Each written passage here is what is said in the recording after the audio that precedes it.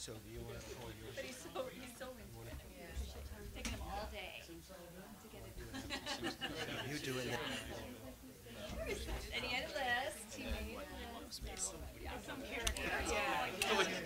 Feel like I'm at a football game at the opponent's field playing football. You know, that's what it feels like. It does. It feels like I'm like it's just strange. Visiting team, like the visiting team at a football game. Hi. How are you? Back when I was in high school. Yeah, we gotta have our team colors. Additional colors. Select-board or Yeah, we don't have the white. They got the white. That one. Yeah, we were dark green and white. So your colors. So we had dark green shirts and we were traveling white with green numbers. Yeah. Yes, Yeah. please. Jill is, yeah. Okay, Scott, how you ready? Matt, whenever you are. Okay, Greg, we'll get this going. Select board, how you ready? Trustees, I see we don't have Andrew, but he'll be here 50 minutes later. Andrew's going to be here in 2 minutes. Okay. And so Scott takes his seat. A little chill on there. Appreciate that. Okay, I will call the August 7th, 2017 Select Board meeting to order. And I will call the Essex Junction trustee meeting to order. And I'll invite you all to rise and join us in the Pledge of Allegiance. I pledge allegiance to the flag of the United States of America and to the republic for which it stands, one nation, under God, indivisible, with liberty and justice for all. I'd like to welcome everyone to tonight's Select Board meeting and Trustees meeting, and I'd like to welcome all the trustees here tonight as well. If you haven't signed in, I think you all have. Please do so on the sheet in the front, and if you have cell phone, if you could put it at least to silent or buzz, we'd appreciate it so it doesn't go off during the meeting. Okay. On the agenda we have additions and changes, so I'll ask Pat. I see that we have items here. Yes, there's just one email, Okay. and when I find my copy of it, I'll be able to tell you what it says. Thank you very much. This is from Ben Bro, and it is comments that he would like to make to us being the town of Essex, when we get to the point to discuss the civic engaged process that we may be undertaking for the firearms. And that is the only piece of paper, firearms ordinance, that's the only piece of paper that's an add-on. Okay, so that would be for the Select Board's business item 7A, right? Okay. It called to my attention that there is some information that was at the place. It's information that you already have received electronically, just in case you might want to write on it as we go forward with the discussion. It's something to write on. Right, this was all in our package, just in a different It's a little bit different collection. format. I think it comports with pretty much what the trustees have electronically, or didn't get electronically and need to look at as well. So. Okay. Okay, then I'd like to ask for a motion to include the letter from Ben Rowe to Select Board item 7A. So moved. Second. Thank you, Mike. Any further discussion on adding it? Seeing none, all those in favor signify by saying aye. Aye. Opposed? Motion passes 5-0. Okay, then we're going to... Max, I just got to go through the format.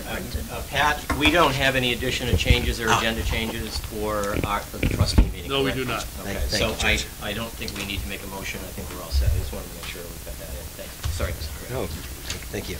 Okay, next is public to be heard. It's time for the public to speak to the Select Board and today, the trustees as well, on any items that are not on the agenda.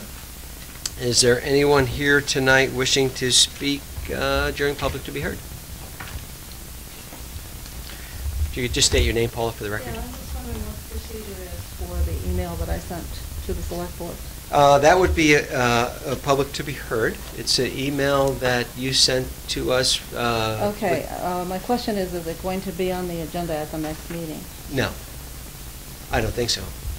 We can deal with it, I think, here at public to be heard to get action for you, or a response anyway. You wanna? Okay, just so everybody knows, there was an incident with the senior van at the Congregational Church Pantry where service was turned down for 3 people who had gone for food, and they were left there. And I wrote the email to make the select board aware that there are some problems with that service, and that, in my opinion, this shouldn't have happened.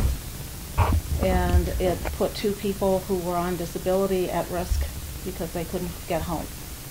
In the end, they did because someone was kind enough to drive them home. But you have my questions about it in the email and what might be done to avoid it again. And that's what I was bringing up. Okay. Pat, is there, can you look into this and perhaps create a response, see what the concerns were, validate those? Yes, yeah, oh, very definitely. And Ally is here if there's any immediate response that might be needed. But I'd also like the name of the person that was the generous soul who drove the people home so we could send them a letter and thank them. Who was that? The driver? No, the person who picked up the folks and got them home. It was a young woman, and I don't know her last name. I'd like to know. Well, if you ever remembered, tell her we would certainly thank her. Okay, so, yeah, Pat will look into it and Yes. we'll get back to you on that. So thank you for bringing that to our attention. Any other items for public to be heard? Again, either for the select board or for the trustees. I would just like to thank all those who hosted and participated in the recent Road Pitch 2017 at Harley Davidson. It was an excellent event. Always fun to hear the pitches from people. Yeah, a lot of creative people, entrepreneurs up there. Thank you, Ernie. Anybody else? Okay. Before we get into the joint meeting part, the select board has one item of business to attend to before we do the joint meeting, and that is there's a liquor license application before us from Sour Hole Foods, and what we usually do is review that and see if there's any concerns. Oh, is somebody from Sour Hole Foods here? They are. Excellent. That's an important piece for a first-class license. Thank you. Welcome. Okay. Any concerns with the license that you saw? Irene? On page 3, it mentions Lemoyle County, Vermont, and I just expected to see Chittenden County there, so if there's a reason that says Lemoyle, I'd be curious to know. Yeah, I think It was just a miscommunication. So could that be I think Greg corrected is before it gonna have gets that. to the state?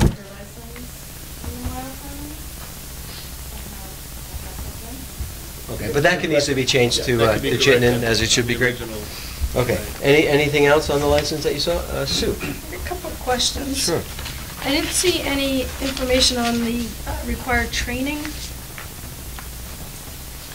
That's on page 2 at the bottom, but there is a concern with it because there's no year listed. Do you see that on page 2 at the bottom? It just says, it says May of June 30th. Yeah. Okay, so it's not in the same format that. Right, so it's different. Mine was done, actually, just recently. Mine was last year, October. Okay, could you, Greg, they could send a copy of that certificate to you? Just to make sure, just have that on record? Sue, go ahead. Sorry. Yeah. I think this is for David. You listed an offense and you used a CNN. I'm not familiar with what that is. Careless or negligent. Oh, so driving, okay. All right.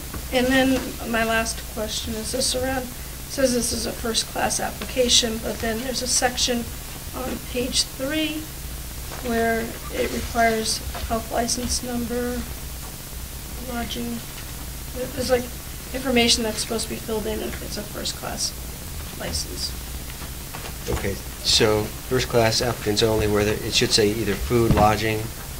Right, and what the number is, right?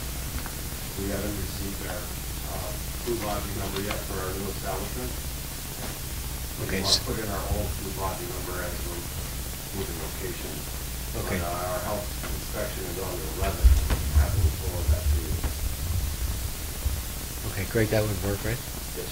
Okay, great. Okay, anything else, Sue, before we go to No. Andy? Andy? Just on the date, the item that's at the bottom of page 2 where the name is, and there's a date that says June 30th, on the back side of that, it overflows with the date has 2016 in there, so. Aha, so it's Just there. to clarify that, I think that date is on there, just it's overflowed to the next page. Okay. And then you mentioned the location change. You're staying in the same plaza, moving to a different location? That's correct. And the reason for the change in location is there's only one liquor license allowed. Yeah, okay. In the, in the Marketplace. marketplace. And so, fortunately, our landlord got on the deal and bought the place for us, and we're gonna move in, and we've moved in. And have since started cleaning and sanding and painting, getting it ready. Okay, great. That was the exact question I was going to ask, is I remember from the last time you were here, there was a problem with the number of licenses in that plaza. So, okay, great. Thank you. So it's still a total of 1. That's correct. Great. Okay, great. Thank you. Anything else? Just a minor one on page 1, says to the control commissioners of the town/city of Essex Junction. Typically, we just put in town of Essex. Okay, all right, anything else? Okay, I entertain a motion to approve. Anybody? Yeah, I move approval of first-class liquor license for Sour Hall Foods, doing business as Wicked Wings. Thank you, Amy. Thank you, Irene. Okay, any further discussion? Okay, all those in favor of the first-class liquor license, signify by saying aye. Aye. Opposed? Okay, motion passes 5-0. The usual admonition is the Select Board takes the issuance of a liquor license very seriously, as should the area establishments. We don't expect you to serve any underaged minors or anyone who is obviously inebriated. We want to thank you for doing business in Essex, and we wish you a very good year. So, and you're welcome to stay for the rest of the meeting, but welcome to go as well. I think I take that. What's that? Oh, very good.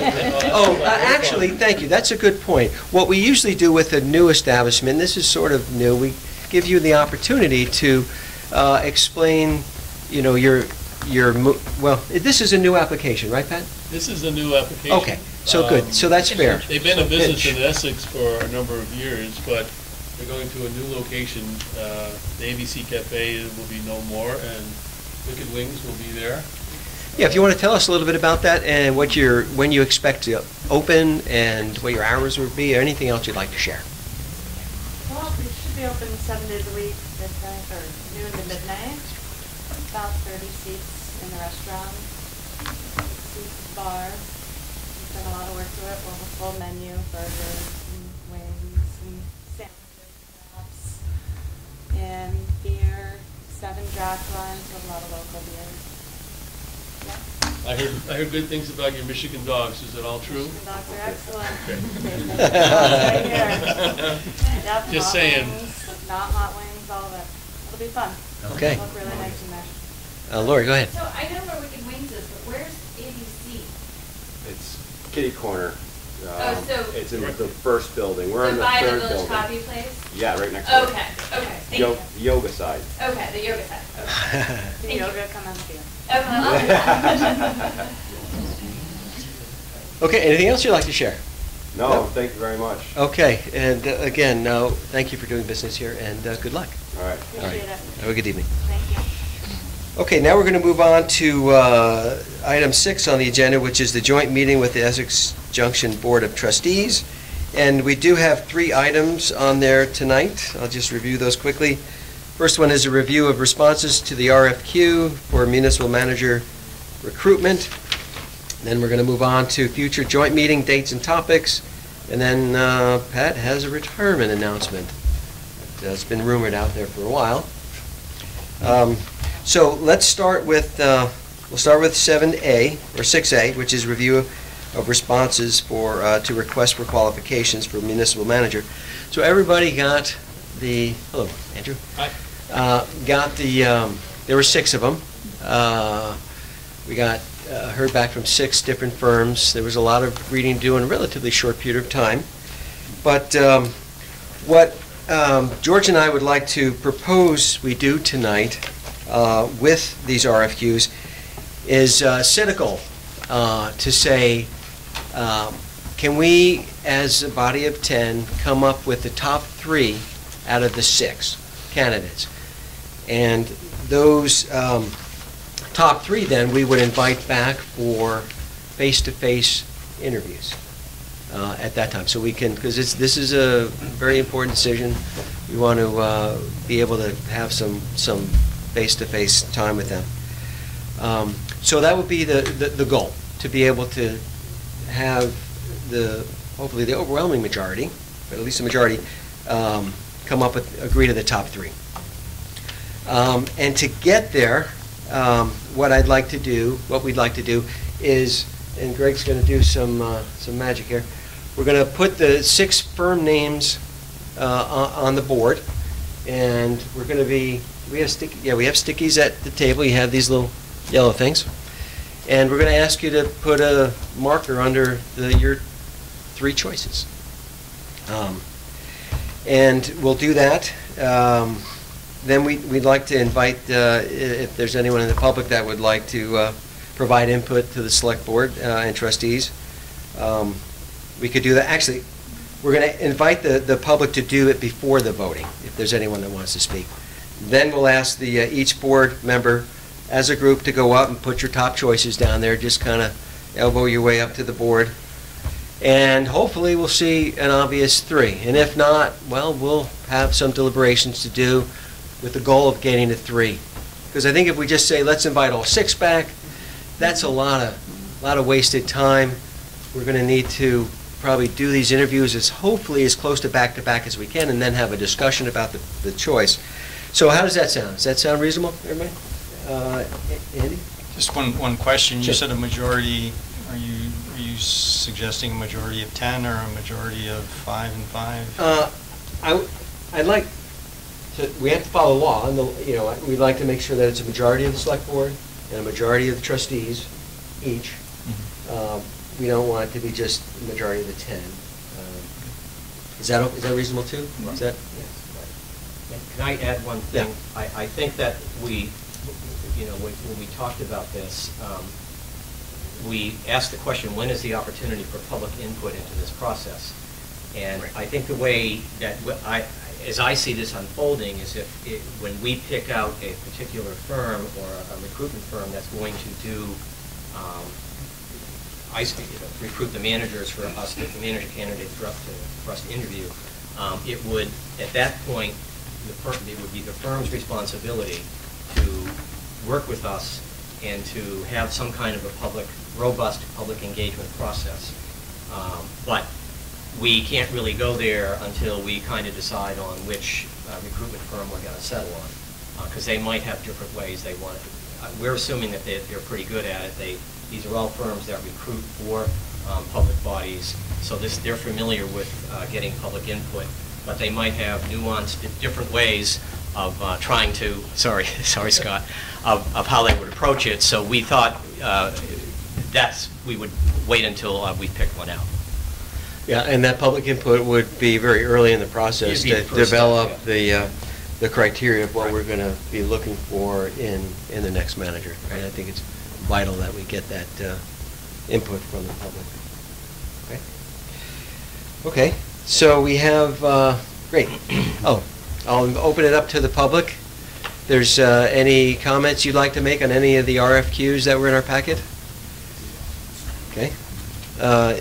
If not, then what we'd like to do is let's see how lucky we get with putting up the stickers there and see what the top 3 candidates might just jump right out at us. So, Sue. How do we differ, if the goal is to have the majority of the trustees, and in addition, majority of the select board, how do we differentiate our stickies, because we all have the we'll deliberate as a group based on where they are, right? If there 3 are obvious, there's only 3 of them that were picked, then each board would need to do a vote to say they choose these 3, okay? And if it's just a mishmash, then we'll have to deliberate and come up with a way to get to 3. I think Irene's going to go first. Okay, Irene? Could we just write an S or a T on our sticky and then? Yeah, absolutely. That question there. You mean put your initial on it? Let's do that. No. The initial of our board. Select board. That way you know whether it's a select Oh. board or trustees. Okay, sure, why not? That's a good Okay. idea. My Okay. second question is, when you said we would invite the search firms to come in, could we invite them via Skype to come in? Absolutely. Okay, because some of Yeah. these firms are far away. Yeah, Okay. absolutely. Thank you. Yeah, we're gonna take advantage of technology, Beth. Yeah, when I said face-to-face, but we can see them, we can ask them real-time questions. Super. Okay. All right, so you said asterisk? S yes. for select board. You can be a Okay. T if you want. Big T. Okay, so let's do it. Yeah, we'll just elbow up there.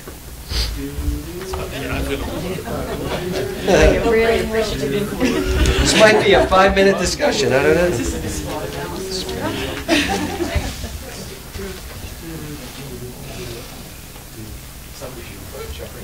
Yeah, somebody was.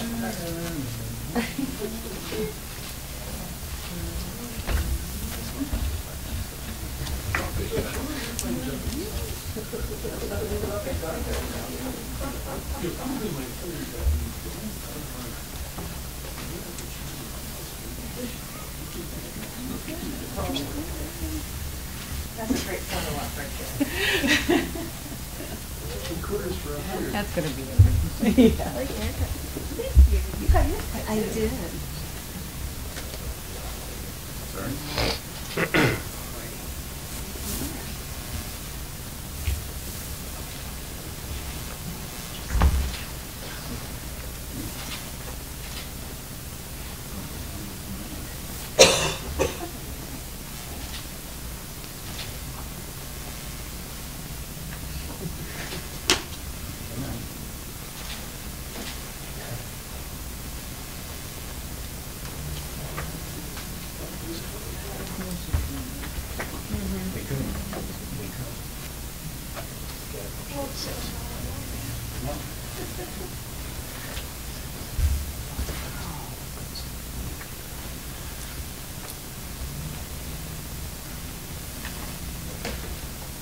Okay, that was quick. So it looks like Mercer Group has 8, and Municipal Resources has 7.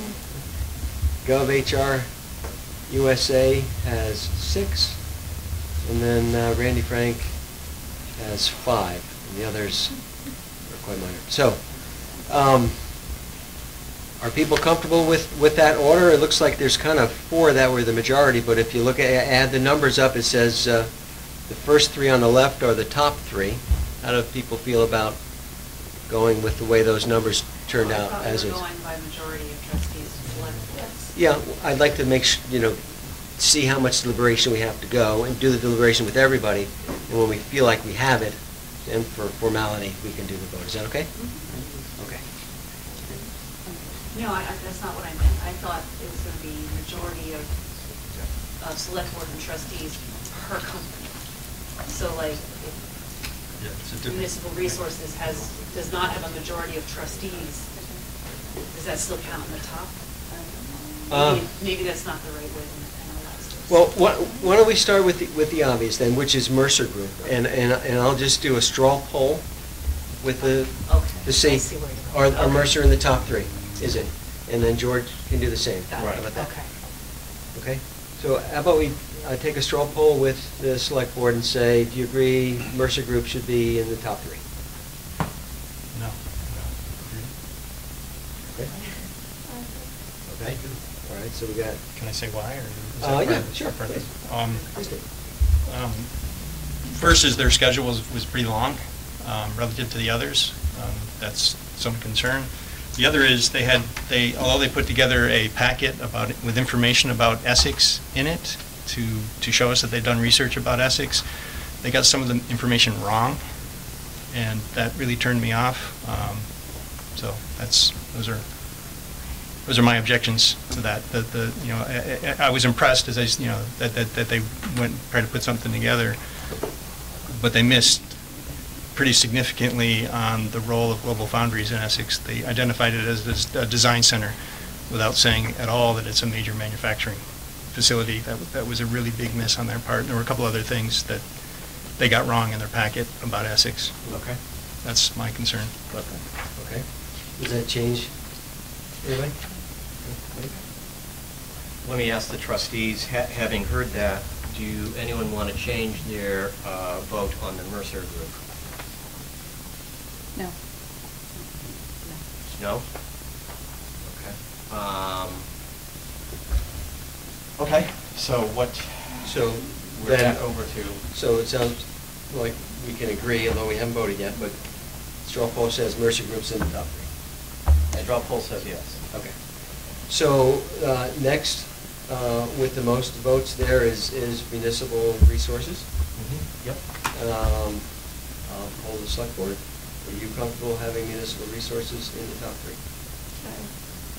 Of course. I'm a little bit torn with that. I did put my sticky there, and that's because of the overwhelming differentiator that they are in New Hampshire and they really service the New England client. But their package was much less comprehensive than any other package. So I was a little torn on that. And I just asked a question over there. And I was curious if that was, because that is all they submitted, or it wasn't included in the package? You did, okay. I just wanted to double check, because I felt the same way too. But I have mine up there as well for them. To counter that, I will say I believe they were the only ones who really talked about community involvement and then ensuring that the family of the candidates were also, looked at and, they understood what they were moving into. And I think that's extremely important. Okay. And remember, the top three are going to be ones that we're going to invite back to have a face-to-face. And if there's any concerns, like the accuracy of what they tried to put together, that's a great time to grill it. And we can use that to make an informed decision about whether or not we like it for. Okay. So straw poll, more discussion. Yeah, I had the same concern as Sue, that their packet was very thin. I don't think it was complete. I think we did ask them to do the summary page, but also a more comprehensive document, and they didn't, as my view, follow instructions. Okay. So what's the... I liked having less to read. I thought it was great. So you like it because it was concise? I like conciseness. Yeah. Okay. I'm with E.B. White, the less said, the better. Yeah. If you can't show it in E.B. White. points. Yeah, I would agree that some of them were too long, but I think this one was in the other direction too much. Trustees, I just want to get a sense of anyone else in terms of that. Is there a resource anyone want to change their vote or anything like that? Okay. So, yeah, select board, you okay with your vote says, okay, so we'll say Mercer and municipal resources. And then the next one, close behind is GovHR USA. GovHR. GovHR, so you want to start with your side? Yeah, so anyone who would like to change their vote from GovHR, who voted for GovHR, who would like to change it? Anyone have any strong feelings, reservations about them, or strong positive feelings about them? They weren't on your top three? Yeah, they weren't on my top three either, But what we're doing, I think if you can say if you have at least one of yours in the top three, then that's good. To expect to get all three of your top three in here is, we'll be here forever. We don't want to do that. For someone who's closer, under GovHR, does it say SSTST, and I think the bottom is an S? Yes. It's an S. There are 4 select board votes Yes. and 2 trustee It's a votes. small S. Right, so this is not, right, this is the top choice for the select board, but not for the trustees. Yeah, I think, and Sue, could you tell me, Randy Frank looks like it was the top, or it got 4 votes, as far as I can tell from the trustees. It is that 4 correct? Ts and just 1 S.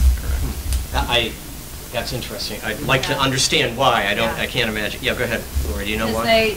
I did not vote for them because they said Essex, Connecticut. I saw that too. And a ton of misspellings and grammar issues. Okay. And they also, Okay. can I just throw in, they also Yeah, had of course. different dates and different, like, different recruiting experience. One place it said 2014, another place it said 2015 for the exact same thing. Yeah. So I was a little concerned with the integrity of what was included for them. Also, they don't track their tenure on their place Right. people, and they offered a 90-day timeline, where I was really happy that the majority of the other search firms had offered 120 days as the ideal, and I just don't think 90 days is enough.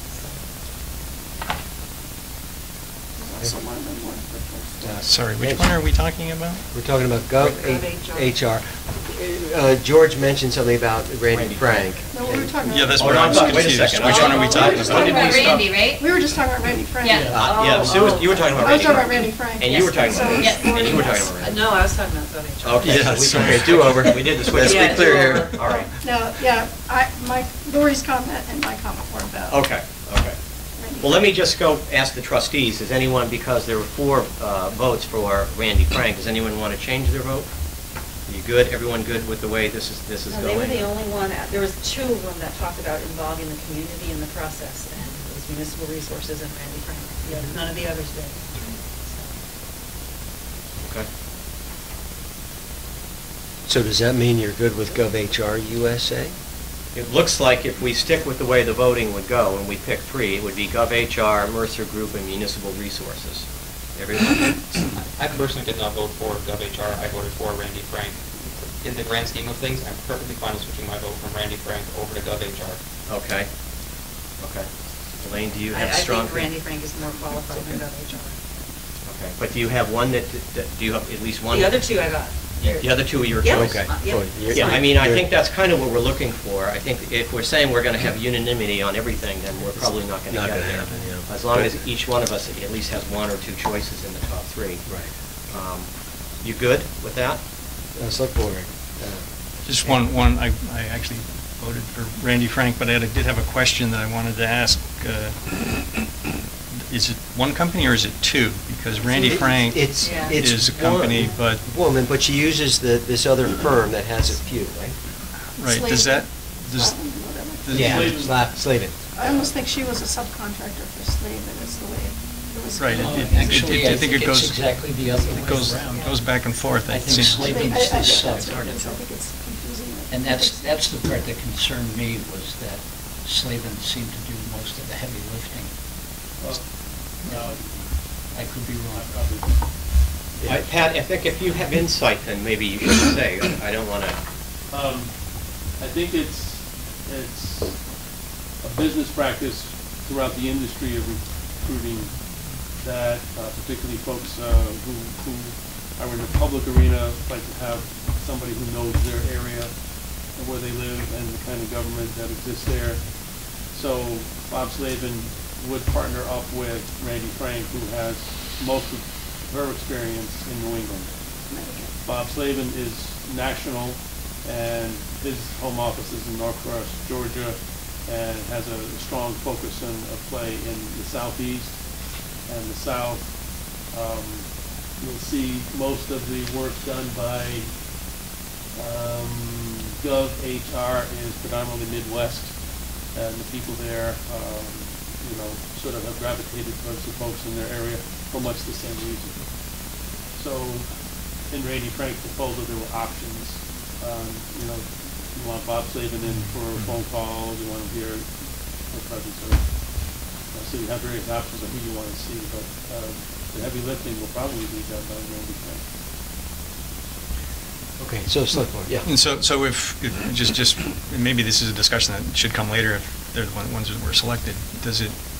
It would be Randy Frank is where our money would go, and she would deal with her other partners. That's stated in the proposal. She would do the face that you would see, Skype or otherwise, and Bob would provide additional resources if she needed. Great. Which reminds me, does town staff have any experience with any of these 6 candidates? Experience? Personal or professionally? Okay, Oh. just curious. Pat? Yes, I know quite a few. I've been on both sides of the interview process. It's definitely, you know, our. I just our want to trust. be careful that we're not Yeah. showing favoritism to somebody that, Fortunately, it's not my decision, and I won't be making any recommendations. Right. okay, great, that's fine. Okay, so again, it looks like for the third out of three, it looks like GovHR USA as opposed to Randy Frank. Is the select board comfortable with the GovHR USA as one of the three in the top three? Seeing sort of nods. Take that as a yes? Yes. Okay. All right. I think I've just got nods all the way around, and so I think that we can, we're good where we are. Okay. So is it preliminary, or should we say that we got GovHR, Mercer Group, and Municipal Resources are the top three, and that's going to do it, okay? Great. Comfortable with that? Good with that? Motion to that effect? And we've all expressed some reservations, but we all got a couple of our top choices in there, so. I think I one of mine. Well, that doesn't seem right, Andy. So I would entertain a motion for the select board to say the GovHR USA, Mercer Group, and Municipal Resources are the top three choices, and we'd like to invite them back to face-to-face interviews. So moved. Second? Okay, so give that to Mike. And Irene, second. Any further discussion on having GovHR USA, Mercer Group, and Municipal Resources invited for interviews? Hearing none, all those in favor signify by saying aye. Aye. Opposed? Okay, motion passes 5-0. You're on. Okay, I will do the same thing. I will hear a motion that the trustees approve moving forward with the recruitment process with GovHR USA, Mercer Group, and Municipal Resources. So moved. Second. Any further questions, discussions? All in favor? Aye. Opposed? Okay, 5-0. Okay, great. Yes. Elaine made it, Lori seconded. Okay, so great. Thank you all for that. And we'll have to pick a date for when we want to target the face-to-face, but let's reach out to them first. Can I just ask a process question? Yes. Is it safe to assume that we're going to try to have each one of these companies Skype in over the course of a day so that we don't have like 3 separate meetings? I'd love to do them back-to-back if we could. Exactly, like an afternoon. Oh, I think that what we'd be shooting for is to have the person who's going to be the operative person actually come here for an interview. Great, but can it just be on one day? Yes. Oh, yeah, no, I think I'd like to see, in a perfect world, I'd like to see at our next joint meeting, have at that joint meeting, have an hour and a half or 2 hours reserved for interviews. And maybe a Skyped-in interview if necessary, but hopefully at least one live interview, and have them come. And that would be, and we could have the public, be open to the public, and then we could deliberate in private or in public. I'm not sure how we'd have to all agree on the process, but, yeah. Sorry, Mike, I didn't see you. No, that's okay, I wanted you to finish. Yeah, I'm done. The only thing I'm wondering about is, I don't know that I read in any of the 6 about them willing to come up to be interviewed, to be chosen. And I'm kind of wondering what that's going to do to the fee schedule. Well, it could be a Skype interview. That won't cost them anything but a half hour. Yeah. If they want to come in person, that shows a lot of commitment, but I'm anticipating it being Skype. If it's Skype, it's fine. Yeah. You'll probably get the person from New Hampshire to come in person. Yes. Yeah, in fact, I'd be disappointed if I Give them the edge, who knows? Okay. Any other comments before we move on? Okay, great. We're going to move on to the second item for us today as a joint group here, and that's the 6B, which is future joint meeting dates and topics. So, you all, I know the trustees had some dates that you proposed. The select board reviewed them. I think it was July 13th. And the consensus was great idea to get together to have joint meetings, but there were some concerns about the dates. One of them, the concerns, if I recall correctly, is that we'd like to have not combined the joint meeting with a select board meeting, but rather have it a separate meeting so that it can just be the focus of that meeting. A couple of reasons. One, it really allows us to focus on that joint piece. And two, our meetings, unlike yours, tend to go much later into the night, and this would drive us late into the night. So, yeah. But I don't think anyone had a concern about joining the trustees at a trustees meeting for the joint meeting, right? It was really just combining it with a select board meeting. So, having that be said, we can, I think, again, agreeing that we should do this, I would propose we come up with the 6 dates to start with. Then we can talk about the 6 dates, then we can talk about the topics that we'd want to do, and then we can talk about the venue for that. But is it okay? Let's see if we can come up with the dates first. Yeah. And, pardon? Oh, Sue. I mean, is tonight number 1 of 6, or are we doing 5 more? It could be. Yeah, that was, great question. I was assuming it was going to be one of the 6. The question came up at our last meeting at Village Hall that hearing is very difficult for the audience because of the way the room is structured and the way the board is sort of at one end talking to themselves, which is great because we can hear each other very well, but the audience can't always hear us. We can rearrange the furniture in that room if it's necessary. I think that I've noticed it sometimes too when we have a big meeting that I've been in attendance at some planning commission meetings where I've had a hard time hearing people. So we can rearrange the furniture in there if necessary to accommodate all of us and also have the audience a little bit closer. Okay. So step 1, I think if we could choose the dates. How about August 7th? How's that? Okay, great. We're on to a good start here. Instead, on the memo, it's had September 2nd, but, I'm sorry, thank you, September 12th. What about having one in August? August 22nd. And then we could hopefully target the face-to-face interviews that time? I won't be at that. You won't be there? Okay. Are you okay missing it? I'd rather not. Okay. Next, the other thing is that we have another select board meeting on the 21st, so that would be. Oh, we do it on the 21st? We do 7th Okay. and 21st. Yeah, and the other thing we want to do is if we have a select board meeting in a week, we're going to do a joint meeting. Let's not do it Tuesday, right? We wanted to do, say, Wednesday, so that we had a little recovery time. Actually, it's preparation time. Okay, so what other date should be our second date then? I'm open for suggestions. When? Oh, how about 23rd? Are you away for the week, Lori? I will, or- that you is wait- the day I'm flying home, so as long as everything goes okay, I'll be home by 2.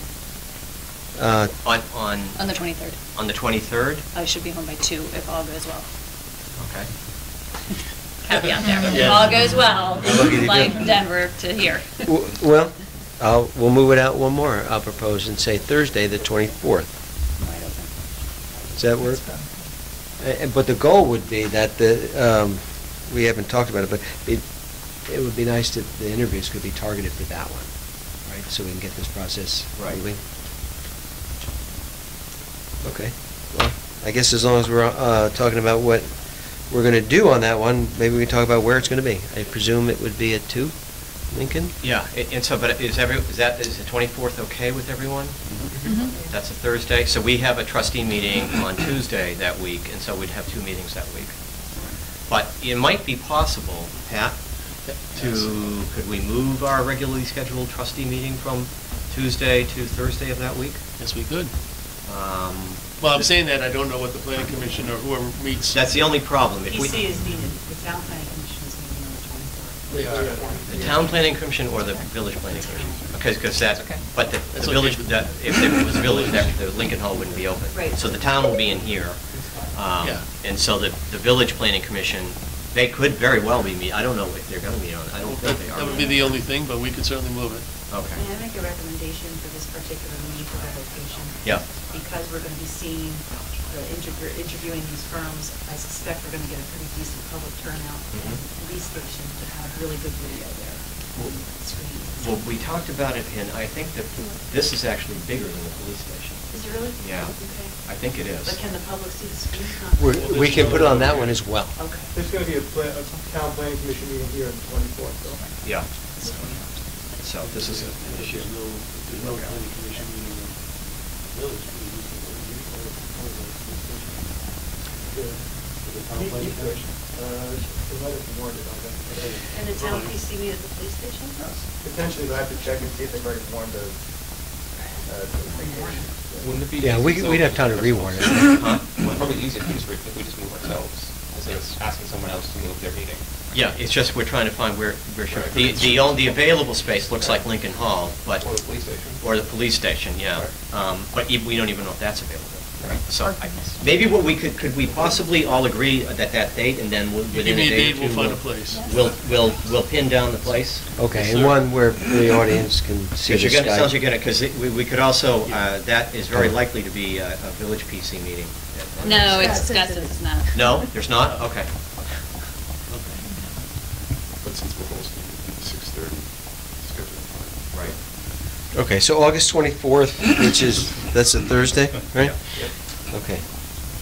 All right, and the topic would be interviews. And after the interviews, right after the interviews, while the iron's hot, we should select our candidate firm. Everyone good with that? Just not picking a manager, it's just picking a firm to help us select the manager. And let me just continue. Go ahead, Pat. Is it presumptuous for us, staff, to think that by that time, would you like references checked of those three, so that at least that base is touched before you? Yes. Please, yeah, and using your experience, expertise, based on the references you hear, if you have a concern, I'll let you you know, know immediately. let us know. And if those references could be in our packet and not handed out the day of. So we have them ahead of time. So we have the reference checks ahead of time? Sure. Be in the packet. Right. That's tight? Okay. No, we will, this is a very important project. Yeah, we want to do it right. You think? Okay, so that's meeting number 2.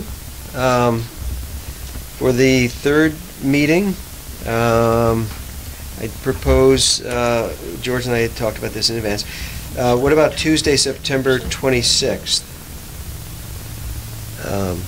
for our next one? It's a Tuesday, September 26th? Dan might not be here. I might not be there, but it's all right. It's not, I mean, that we're going to have. It's- it- I was. Well, I think we're talking at that point, I think that at the August 24th one would be selecting the firm.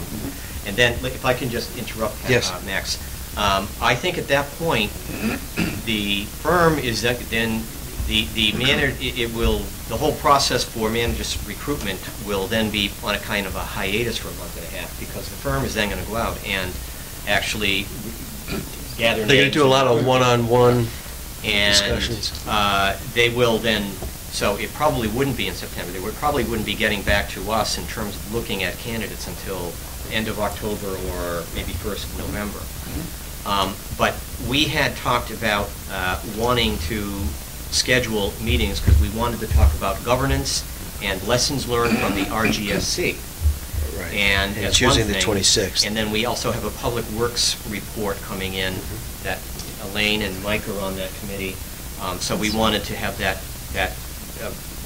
we thought it'd be good to have a deliberation over that jointly. Well, that's not due to the boards until October 1st. And that's where we're aiming. Wait, I thought yeah. we were just talking about September 22nd. Well, we're trying to line up like from now until December. It wouldn't be at the 26th meeting. Not for at the public- 26th meeting, but public. at the October meeting. Right. Yeah. I'm sorry, before we go on the date. So Yes. something you just said, it would be a month hiatus before, or whatever, until they come back. But what will be the process for us to approve the process that they are going to use? I mean, there'll have to be another meeting before between us hiring them and them embarking on their project. Great question, because some of them had alternatives, right? Right. Yeah. And I think we would probably have some input to provide as well, you know. Could we decide that at the August 24th meeting? Add that to the agenda. Add that to the agenda? But my concern would be we're selecting them, but then they might still need some time They'll to need direction from say, someone. yeah, so I don't think we can do it all, I mean, I personally don't think we can do it all at the same Yes, meeting. I think yes. it's you're selected, now put together all your info, come Right. back and meet with us. Okay. Or Skype with us, and let's talk about the process. Okay. Well, we don't know what date that would be. Right, so I'm We just know that saying, has we to know happen. there will be another Yeah. meeting. I just wanted to make sure we were Well, on the same for that page would with be, that. then September 26th would be a long time. We'd want them back fairly Right. soon. Right. That's my Um, hope. So we so- don't have to decide that tonight. Yeah, I we just don't. wanted to make sure that we all Right. were on the same page, that there Right. will be another meeting with them Yeah. before okay. the 26th. Okay. I mean, we already had September 12th on our calendars. Right. That might be a suitable date. So Why don't we see what happens? Well, Why yeah, don't we well, kinda that's see fine. what happens? The only thing, that's another back-to-back, because we have the September 11th Yeah. select board meeting. So, Well, It shouldn't be too strong. I don't think we're talking about having a September 12th meeting. You have a September 12th Well, meeting. it's, right? that might be a What is date, the new if proposal? the firm is ready to come back and talk about their process soon after August 24th, then that would be a likely date for another joint meeting, either coming to your joint meeting on the 11th or our joint meeting on the 12th. So we can maybe tentatively say there might be a joint meeting in there, but there might not be, depending on what the... Right. what I don't think we can decide that tonight. Yeah. Right, and the preference would be, based on the select board's preference, would be that Wednesday, though, right, the 13th? Because if we have a meeting on the 11th, then you'd want it not on Tuesday, but on the 13th, if possible. I'm okay with Tuesday. I play ukulele on Wednesdays. so. Yeah, then by all means, we need it on Tuesday. Stop that. So, do we want to add that, or just leave that open after we do the interviews? We can Yeah. schedule that one, okay. So then for the third meeting, we have August 7th, we have August 24th, and we're proposing September 26th, which is, That's here. That would be, I have that as a Monday meeting here at 81 Main. Right. That's a Monday. right, we don't have a select board that Monday. September 26th. Oh, okay, so Tuesday. that's It's all right, it's a Trustee meeting. That's a trustee meeting? Yes, You have a trustees meeting on the 26th? yes.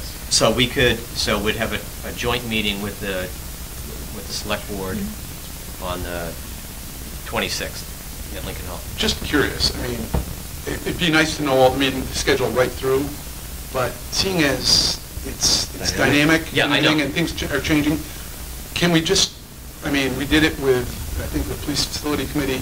We didn't have all our meetings planned out for the entire process, but we would discuss the next meeting at that existing meeting, planned for the next meeting. 'Cause that's new What we're gonna information do, coming and in. then we can always move, because it leaves room for that. I don't know. if you know- No, I agree with just- you. I think agree. it's I great to understand. have everything planned out for, several months in advance, but we can have the agenda, topic items that we want to accomplish at the next meeting, but the particular date, I think, is something that maybe we could have some flexibility, maybe, for further out dates. and it might be more efficient to do doodle polls. Mhm, Yeah. Exactly. This is going to take longer than us selecting a management firm. Okay. Okay. Okay, so should we Can do that? Can we stick with what we have on the 24th, and then? We got to have a meeting on the 24th, And and then- tentatively, we've set the other dates. Right. That if we need them, so we're done, so we can stop talking about it. Yeah, I'm just saying that my comment is that I think we can have topic items for every meeting, what we want to accomplish in meetings, but let's not be set in stone on the particular date and time. Yeah. So we can, Yeah. have some flexibility there, okay? Okay. So the ones we have set in stone now is the August 24th for the next meeting, and that's assuming we can get all the three interviews lined up. And that's at 6:30? Yes, yes, okay, yes. Did we decide a venue? No. That's we're going to have to figure that But we're not going to out. decide that yet. And the other possibility is the high school library. I don't think they're back in school. No, they don't have a very Not for good, this particular. no. No? No. I They don't don't think. have good video stuff? High school? I don't- Was that with the school board at that one time? Yeah. No, and where will we put Bookshelves screens? and I mean, other things no. is- The public wouldn't be able to see the screens and, Okay. yeah. Okay, Or so- the cafeteria was available, we've done the charrette was down there, there were other things down there. Why don't we leave it up to staff to figure this out? So, all we decided then was Thursday, August 24th for the interviews and selection process. Right. 6:30 And at the a place discussion, meeting. pardon? At 6:30. Location TBD. Yes. And also before we adjourn, we need to talk about the next meeting date and topic. That's the thing I'm not completing. So I think that there has to be some flexibility in the date, because if we can't get the three, that we chose to be available then we have to be flexible with that date. Okay, and then when the doodle goes out for do we want to do a doodle at all then, or do you want to just do it? If we can't get the 24th, it probably have to be a doodle. All right, if we can't get the 24th, yeah, that's good, August 24th, then let's Let's set it up for that. If the interviewers can't do it on the 24th, then let's do a doodle for when they can. I would say, this is an observation that they want the business. Exactly. They should believe make they'll be here to accommodate us. That's what I think. We can go to choice number 4. That would be one of mine. Okay, so do we need a motion for this, Pat, or we're good? I think we're good. Okay. Everybody okay moving on to this? Is there, I heard discussions about possibility of September 11th or 12th, and also September 26th. It works better for me to put them on my calendar and cross them off if we don't do them. Are those, so that I don't accidentally put something else on top of it? Are those the dates, the tentative dates we're talking about? Those are the tentative dates. The 26th is not going to work for me. I can't make that one work. For what that's worth. 9, 11, and 12 are good for everybody. Sure. Yes. Yeah. Okay. Everybody good to move on? Yes. All right, let's move on to 6C, and manager retirement. Pat, do you have? I thought with my bad history, I'm telling you about dates, and I put it in writing, put it on a meeting, and asked you ultimately to vote to accept it. The date was picked not because it's April Fool's Day. Of April Fool's Day. It happens to be a Sunday, but today's my birthday of 70 and a half, and of course from the IRS standpoint, that's when you have to start worrying about minimum distributions. And in the first year that you turn 70 and a half, you have until April before you actually have to draw down. So April 1st was a good thing. My wife said I can give her a birthday present, which is in April, or a Christmas present if you work real quick and get me replaced. But either of those two dates are acceptable to my wife, who I dearly love and want to stay married.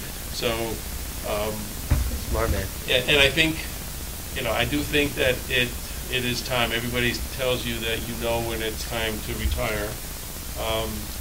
I've reached that point. It's not because I've fallen out of love. Still madly in love with the place and the people and all of you and all the volunteers that I work with. That's why it's been so hard for me to actually come up with a day and actually say goodbye. But you know what? It's time. So I thank you for the opportunity to have been here for as long as I have. It's been just glorious for me. And, I couldn't think of a better place in all the world to be than the one I wound up coming here in November of 1990. So. It's been a great And ride. I know that the person following me is going to feel the exact same way. I truly, truly do. Regardless of who you select, that person will have the same feeling, and I know they will. That doesn't matter who they are. Anyhow, it's okay. So by doing it, having it official on the 1st Yes. of 2018, that takes the select board through the whole budget process and town meeting. Yes. Which is nice to have that continuity. Now you'll probably have to suffer through some type of recognition at town meeting. So you gotta consider that too. You gotta prepare a speech. Oh no, this is where brevity is going to come into Just sing and dance. Sing and dance, yeah. And I will attend the village. I told, annually. I Lauren can handle the entire thing. Oh, no, I'm going to sit in the cheap seats. In the I way can back. request to ask a question. Okay, so, Pat, then I guess each board would have a motion then to... Yes. Just to accept the... To accept your letter of retirement. Okay. And the date wasn't actually set, so I want to make sure the date's in there for the viewing public. Yeah, no, the date, yeah, April 1st. I know, but it wasn't said out loud here. Oh, I'm sorry. That's okay. Yes. Well, what we often do is have the clerk read Okay. things like this. Would that be, Mike? The boards do realize exactly what April 1st is, do they not? Yeah. And given our esteemed managers' Track record. track record, waffling, whatever you want to call, I'm not sure that I'm... He's going to pop up in the middle of the office. I'm not really We'll have quite him sure that investigate. April 1st should be accepted. Yeah.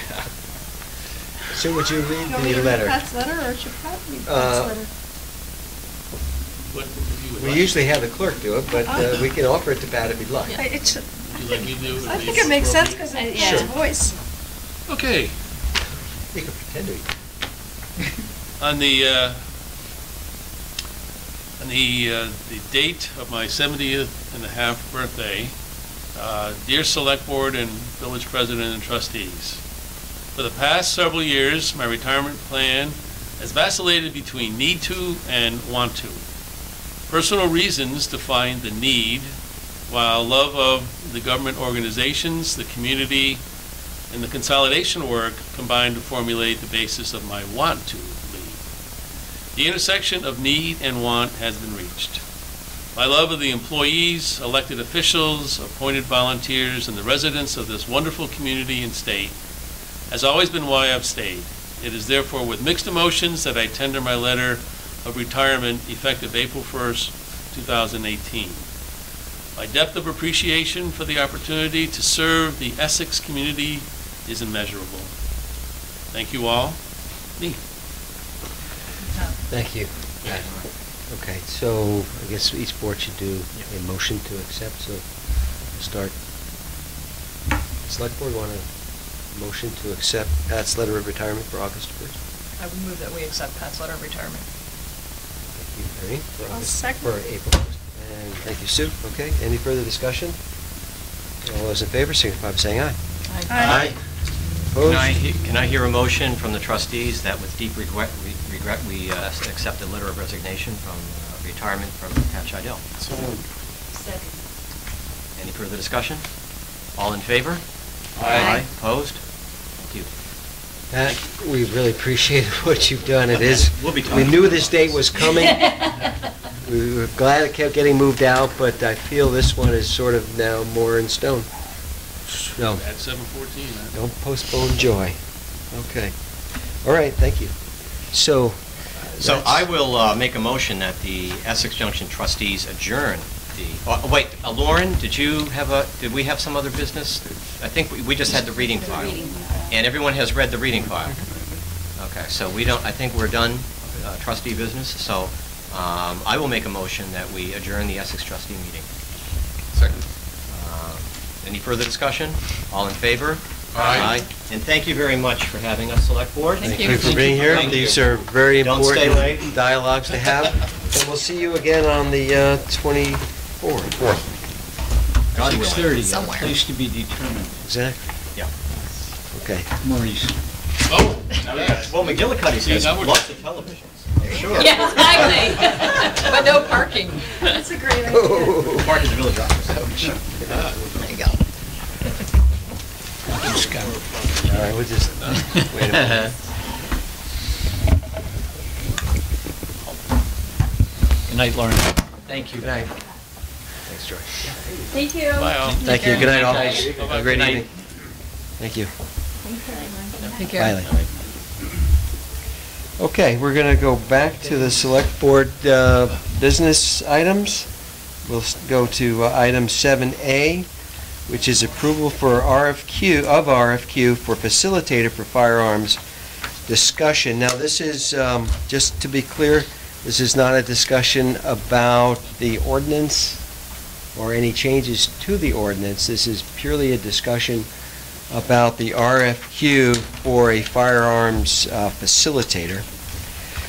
So we have a tentative timeline, and then we have the RFQ, plus a copy of the firearms ordinance, I guess, and the report from the Firearms Discharge Ordinance Task Force. So, Greg, how do you want to proceed here? So the memo kind of lays it out, but basically presenting you with a draft RFQ to look for a facilitator. It's been, I guess, well-attended discussion when you talked about firearms in the past year and a half or so. Recommendation or direction from the board at the last meeting was to go out and find a facilitator to help guide us through this discussion. And so that's what's before you today, some language is kind of laying out the history, looking for an experienced facilitator to kind of walk us through this process. Hopefully get to a recommendation at the end of whether or not the ordinance should be changed and how. Looking at the timeline, and this is flexible, I just wanted to put it in the memo in terms of what to expect. Getting something done for hunting season this year is not feasible. Unless you wanted to really ram something home and enforce it through, and then you'd have to advertise changes. I just don't think it's a feasible timeline this year. I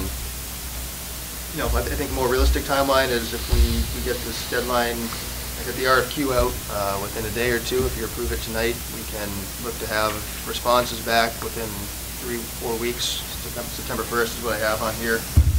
Similar process to what you're just looking at with the manager recruitment firm. Probably want to meet with the facilitator or two and kind of get their impressions, what they might want to do, select somebody to actually go through the process, then meet with that consultant or facilitator to finalize a work plan, come up with how many public forums you want to do, how you'd like to pursue the engagement process.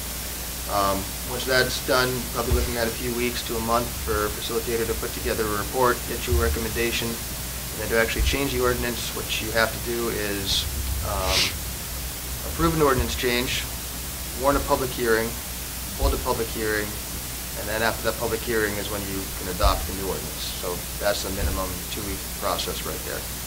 So that's what you're looking at for time frame. Happy to take suggestions if there's any tweaks or comments as to the RFP itself.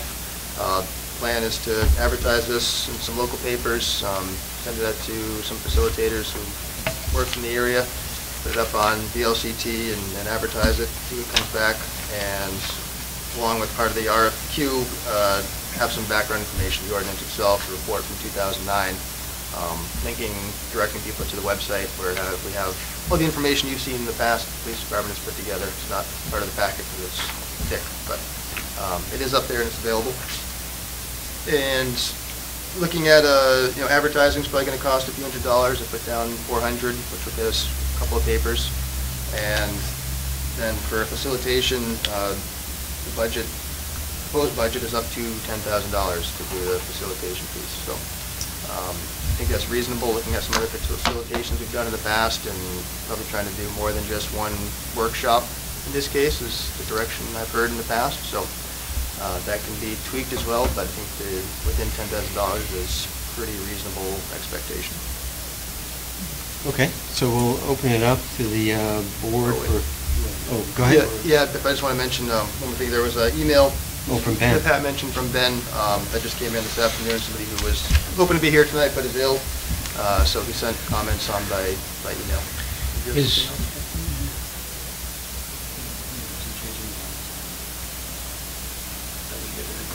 Oh, yeah, we can, in terms of the RFQ itself, we can change a few words, I get some suggestions before the meeting. The word polarizing is in there a couple of times. As a polarizing issue, we can change that to important to make it an important issue. Tone it down a little bit. And let's see, on the second page, there's a sentence that says discussion has been civil but passionate. We can change that to discussion has been civil and passionate. All right. Any other recommendations for changes? I saw Mike and I go to Sue. It might be premature Greg, but Mr. Burrow's letter is very well taken, considering that our public forums are going to be right in the middle of hunting season. I'm loath to push them off because then we're going to get right in the middle of budget season. But I think there is some flexibility, though. To hold public hearings during the middle of hunting season, I think would be just really getting off on the wrong foot. When I put it together, I was aware of rifle season. I neglected to consider bow season. And then You can go two ways. It's flexible, it's movable. It's not going to happen for, like I said, it's not going to happen for this hunting season. The further you push it out, and you get into budget season, town meeting, so, pick one. I know, and you get black powder season too, which... December. Sue? Well, it's my understanding that you can't hunt after the sun goes down. So if we held meetings in the evening, which is what I assume we would do, I mean, yes, I get if people are off at a deer camp somewhere outside of the area and can't make it, but then we're talking actually about hunting in Essex, so people that are hunting in Essex, you would think could be able to commute in for an evening meeting. The schedule, if I may, Go ahead. it's going to be somewhat up to the facilitator and the board as well. Certainly night meetings are one option. If you want to do multi-pronged engagement and have multiple times, multiple meetings, multiple options, you might be looking at a Saturday day or Sunday day or a morning thing at some point. And it could be beneficial or not beneficial in terms of flexibility.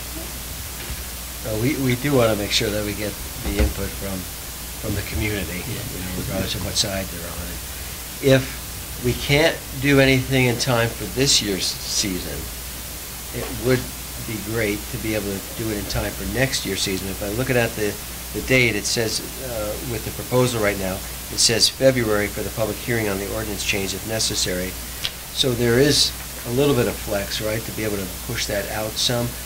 I'm not sure what an optimum time frame would look like, but it would be great to be able to make sure we do have opportunities for the whole community and not accidentally, have people out of town because they're doing their hunting thing and also want to protect the deer. So what could a tentative one be that might still be able to make that goal of affecting things prior to the next season and try to stay out of the way of budgets and hunting? I don't know what that would be like. Probably looking at February off the top of my head. By the time you get through heavy lifting on the budget, you have a little bit of downtime usually in the winter and in the spring. So if you look at a 3-4 month process, it started in February, March, April, May, June, wrapping up by then. So wrapping up by June, July? Get it done before vacations. And is that early enough to do it and make sure that everybody knows of whatever changes might be in there? And how much lead time do we need between the finish and the beginning of the season for hunting? Yeah, I think, and talking to the police chief, he has the same sentiment, I think, if I can speak for him when he's not here, but it's going to take a few years to really educate people. We'll start first year, and the more time you have, the better, obviously, but it's going to take a couple of years for really to wrap their heads around any changes and get used to what's different. Okay. So is everyone okay if we move that to February? It still makes the goal, at least, of having things changed before the next, not this year's hunting season, but next year's. Even having it done early, as you said, there's an education piece that's going to take time regardless, but would people feel more okay by delaying it to take into Ben's consideration? I presume there's other people in his camp that perhaps feel that way. I don't know. Sue? When we had the discussions, it became pretty clear that hunters weren't the problem, right? That there was more of this issue with people shooting, target, whatever, not during the hunting season where there was a regulated hunting approach. And I think, if I remember, the stray bullet that went in on Deer Crossing was in the springtime, right? It wasn't during hunting season. So, December 15th, no, December 3rd, 2015. okay, I guess I'm wrong. Andy?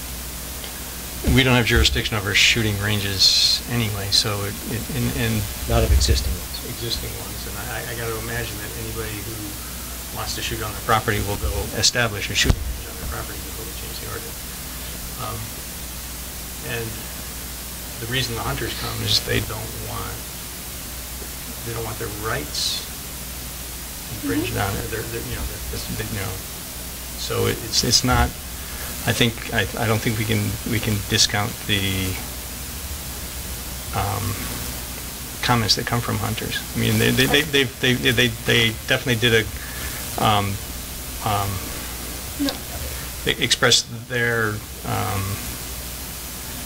belief that hunters hunt safely and that they recognize when they should not shoot.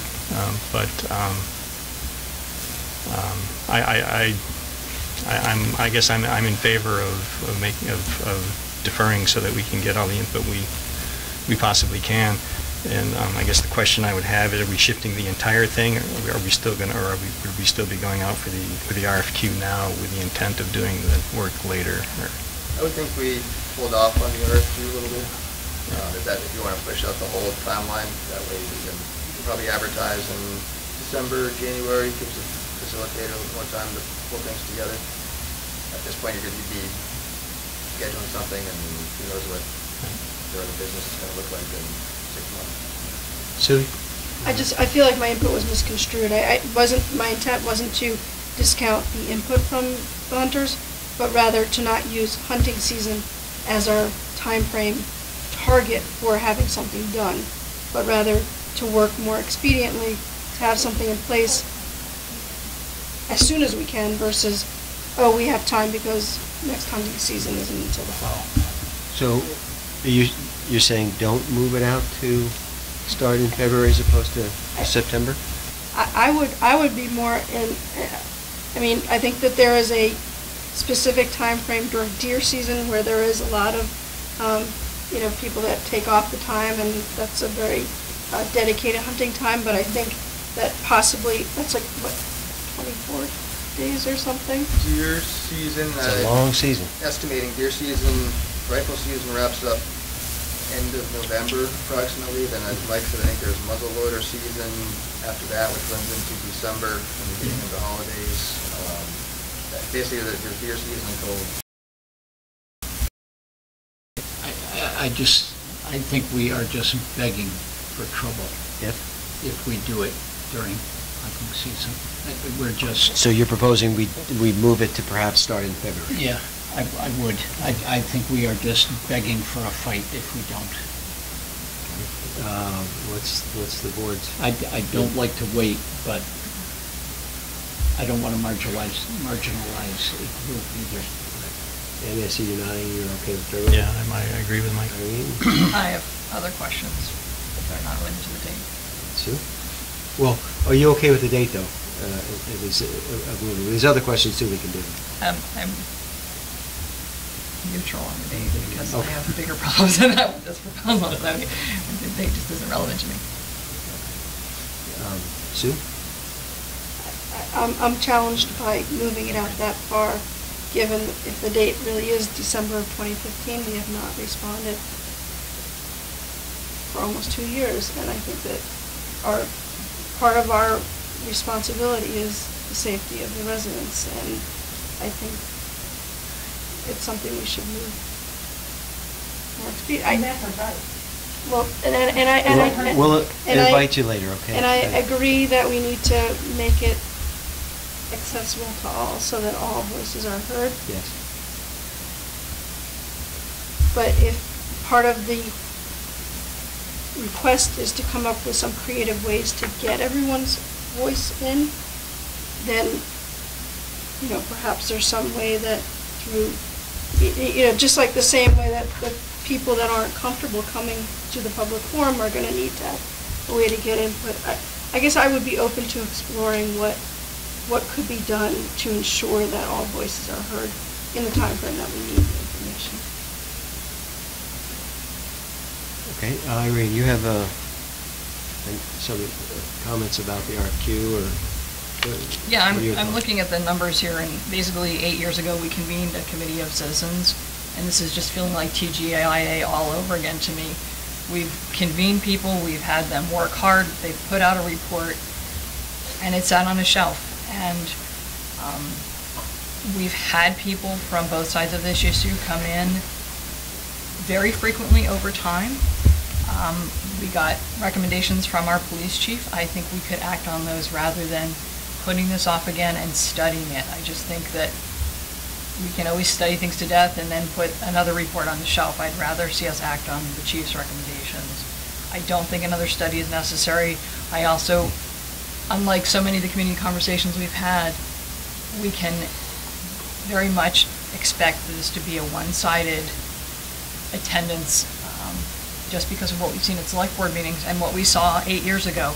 People were intimidated, people were threatened on one side of this issue and did not show up for their own safety. And I think that because of that, to hold another community conversation and expect to hear equally from both sides or to hear fairly from both sides is unrealistic. I think we need to step up as a board, represent the people that we know are out there who are afraid to come forward, and make a decision on what the chief recommended. His recommendations were well thought out. He talked to many people. We gave him months and months and months to study that, and now his recommendations have been sitting on a shelf, and I just don't think that that's our job, is to just study things and put them off. If you recall, his recommendations were several options, so they weren't really recommendations specific. They were, you could do this, this, this, this, this, and this. And it's precisely why we're asking for a facilitator to come here, precisely for what you mentioned, that some people feel intimidated to come and speak about it. So the idea was, in order to ensure that we do hear from them and have a good conversation with the whole community, is to have a facilitator to be able to walk us through in ways that allows those voices to come here. If we just go through with the select board, we're going to get the same results that we've been fearing, where people will be polarized and not want to speak. This was trying to ensure that we have good conversation where people feel open to be able to share their opposing views and find out of the options, the multiple options for each of these zones that were proposed, that the right options are chosen by the community. I'm all for that. However, when people are prevented from leaving the driveway of their home to come to such a meeting, it doesn't matter how wonderful your facilitator is or how well paid they are or how innovative they are. If those people physically cannot or have in other ways been psychologically threatened not to come because there will be retaliation if they speak up privately or publicly, then I don't think this will serve the purpose that we want it to serve, and therefore I think it's an exercise in spending $10,000 to be back at square one. Which is why I object to address those exact concerns is why we said we want to have a facilitator. Because the facilitator could do it in ways that are electronic, ways that we could, perhaps hadn't considered. Because when we choose a facilitator, we're going to mention these things about what the concerns, and it's going to be their job to ensure that there are ways that this doesn't happen. And I think if we just bully our way through with the select board without doing it in a way that ensures these voices are heard, I think we're not doing our job as a board, in my opinion. Pat, you had a comment? Well, I was just going to say, thanks to Sue's participation in the select board, I have learned about the value of safety in discussions. And I've been in this a long time, and debates in some of the places where I worked were what you would call safe. I have done a little scanning along the internet, and colleges like Duke are setting up safe rooms for these very same kind of issues where people need to feel comfortable that they can be in a discussion and not get attacked in a way that is kind of visceral and personal. Mm-hmm. The issue is the issue. And I think in some topics that we have, And the reason why we can't solve them is because they're so cumbersome, they're so big, and this is a topic that we can't guarantee safety. We can only do whatever we can do. To be able to have the kind of input from people who are in that kind of an environment gives you better information to make this decision. It gets away from a lot of the inflammatory, saber-rattling issues whenever this matter comes forward. It puts reason and a 360 analysis around it, not from the point of convincing somebody on any one of those 360 points which way to go, but rather the discussion around all the points before the decision is made in a way that is acceptable to all the participants. And thank you, Sue, for making me aware of that.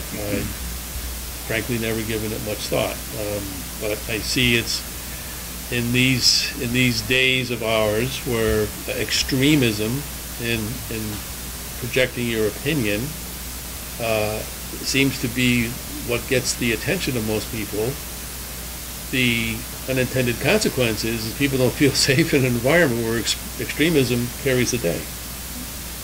So I guess I'm recommending that you continue going forward with the civic engaged process to provide for that safe dialogue. And if somebody is physically prevented from coming to a meeting, oh my God, the police have to react to that. That's just wrong on so many levels, and I hope that person called the police, but. Okay, so again, the topic is to Thank you, sir. Talk about the RFQ. Any wording changes to the RFQ besides what Greg was proposing? And then we can talk about the deadline, the timeline, and then we can see who wants to go forward with it. So, are there any wording changes beyond what was already done to it from anybody? I just have a couple in the scope of work section. Okay. So I thought it was important for the report to contain, and maybe this is inherent, but why or why not there are proposals to change. If the decision is to not change, I think it's important to say why not, and I think if the decision is to change, I think it's important that it contain why. And then the last item, which is a report, I think that really needs to be not just a one-way report, but rather an interactive discussion on the recommendation or whatever, yeah. In what way, with a public forum, you mean, Yes. presentation? Okay. Present and discuss the report to the select board? Yes, that's And good addition. and for number 4, I can say, just add something like, whether or not the firearms ordinance should be changed, if so, provide suggested language for revised ordinance and reasoning for the recommendations. Yeah, justification, or what, yeah. Reasoning's okay with fine. that? So could you read that back, Greg? Sure. Number 4, produce a report that presents findings, recommends whether the firearms ordinance should be changed, and if so, provide suggested language for a revised ordinance. The report should provide justification for the recommendations. Okay. Anything else? Okay. Then how about we talk about the timeline? There's a proposed timeline in the report that starts in September 1 and ends sometime around February. We did get the letter from Ben, and if we want to consider ensuring we get stakeholders' input from all sides, is there a desire to push it from September 1 to be proposing, say, We could February? advertise it in January, early February, with deadline for early February, and try to have the board review submissions by first meeting in February. And go forward from there. Expect about 3 months, 4 months after that first February meeting. So the RFQ would go out in January, sir, as opposed to Tomorrow. Okay. Excuse me. What's the board's feeling on moving that out to February to ensure that we take what Ben said into account? Not that it's just the one person, but it's an area that I hadn't considered before till he brought it to light. So, moving it to February. I'm in favor of moving it. Yeah. Okay. Actually, moving it to send it out in January. You said, right? Well, we can issue the RFQ in January. Okay. Early All right. January. All right, Mike and. And the new town manager will then have a trial by fire.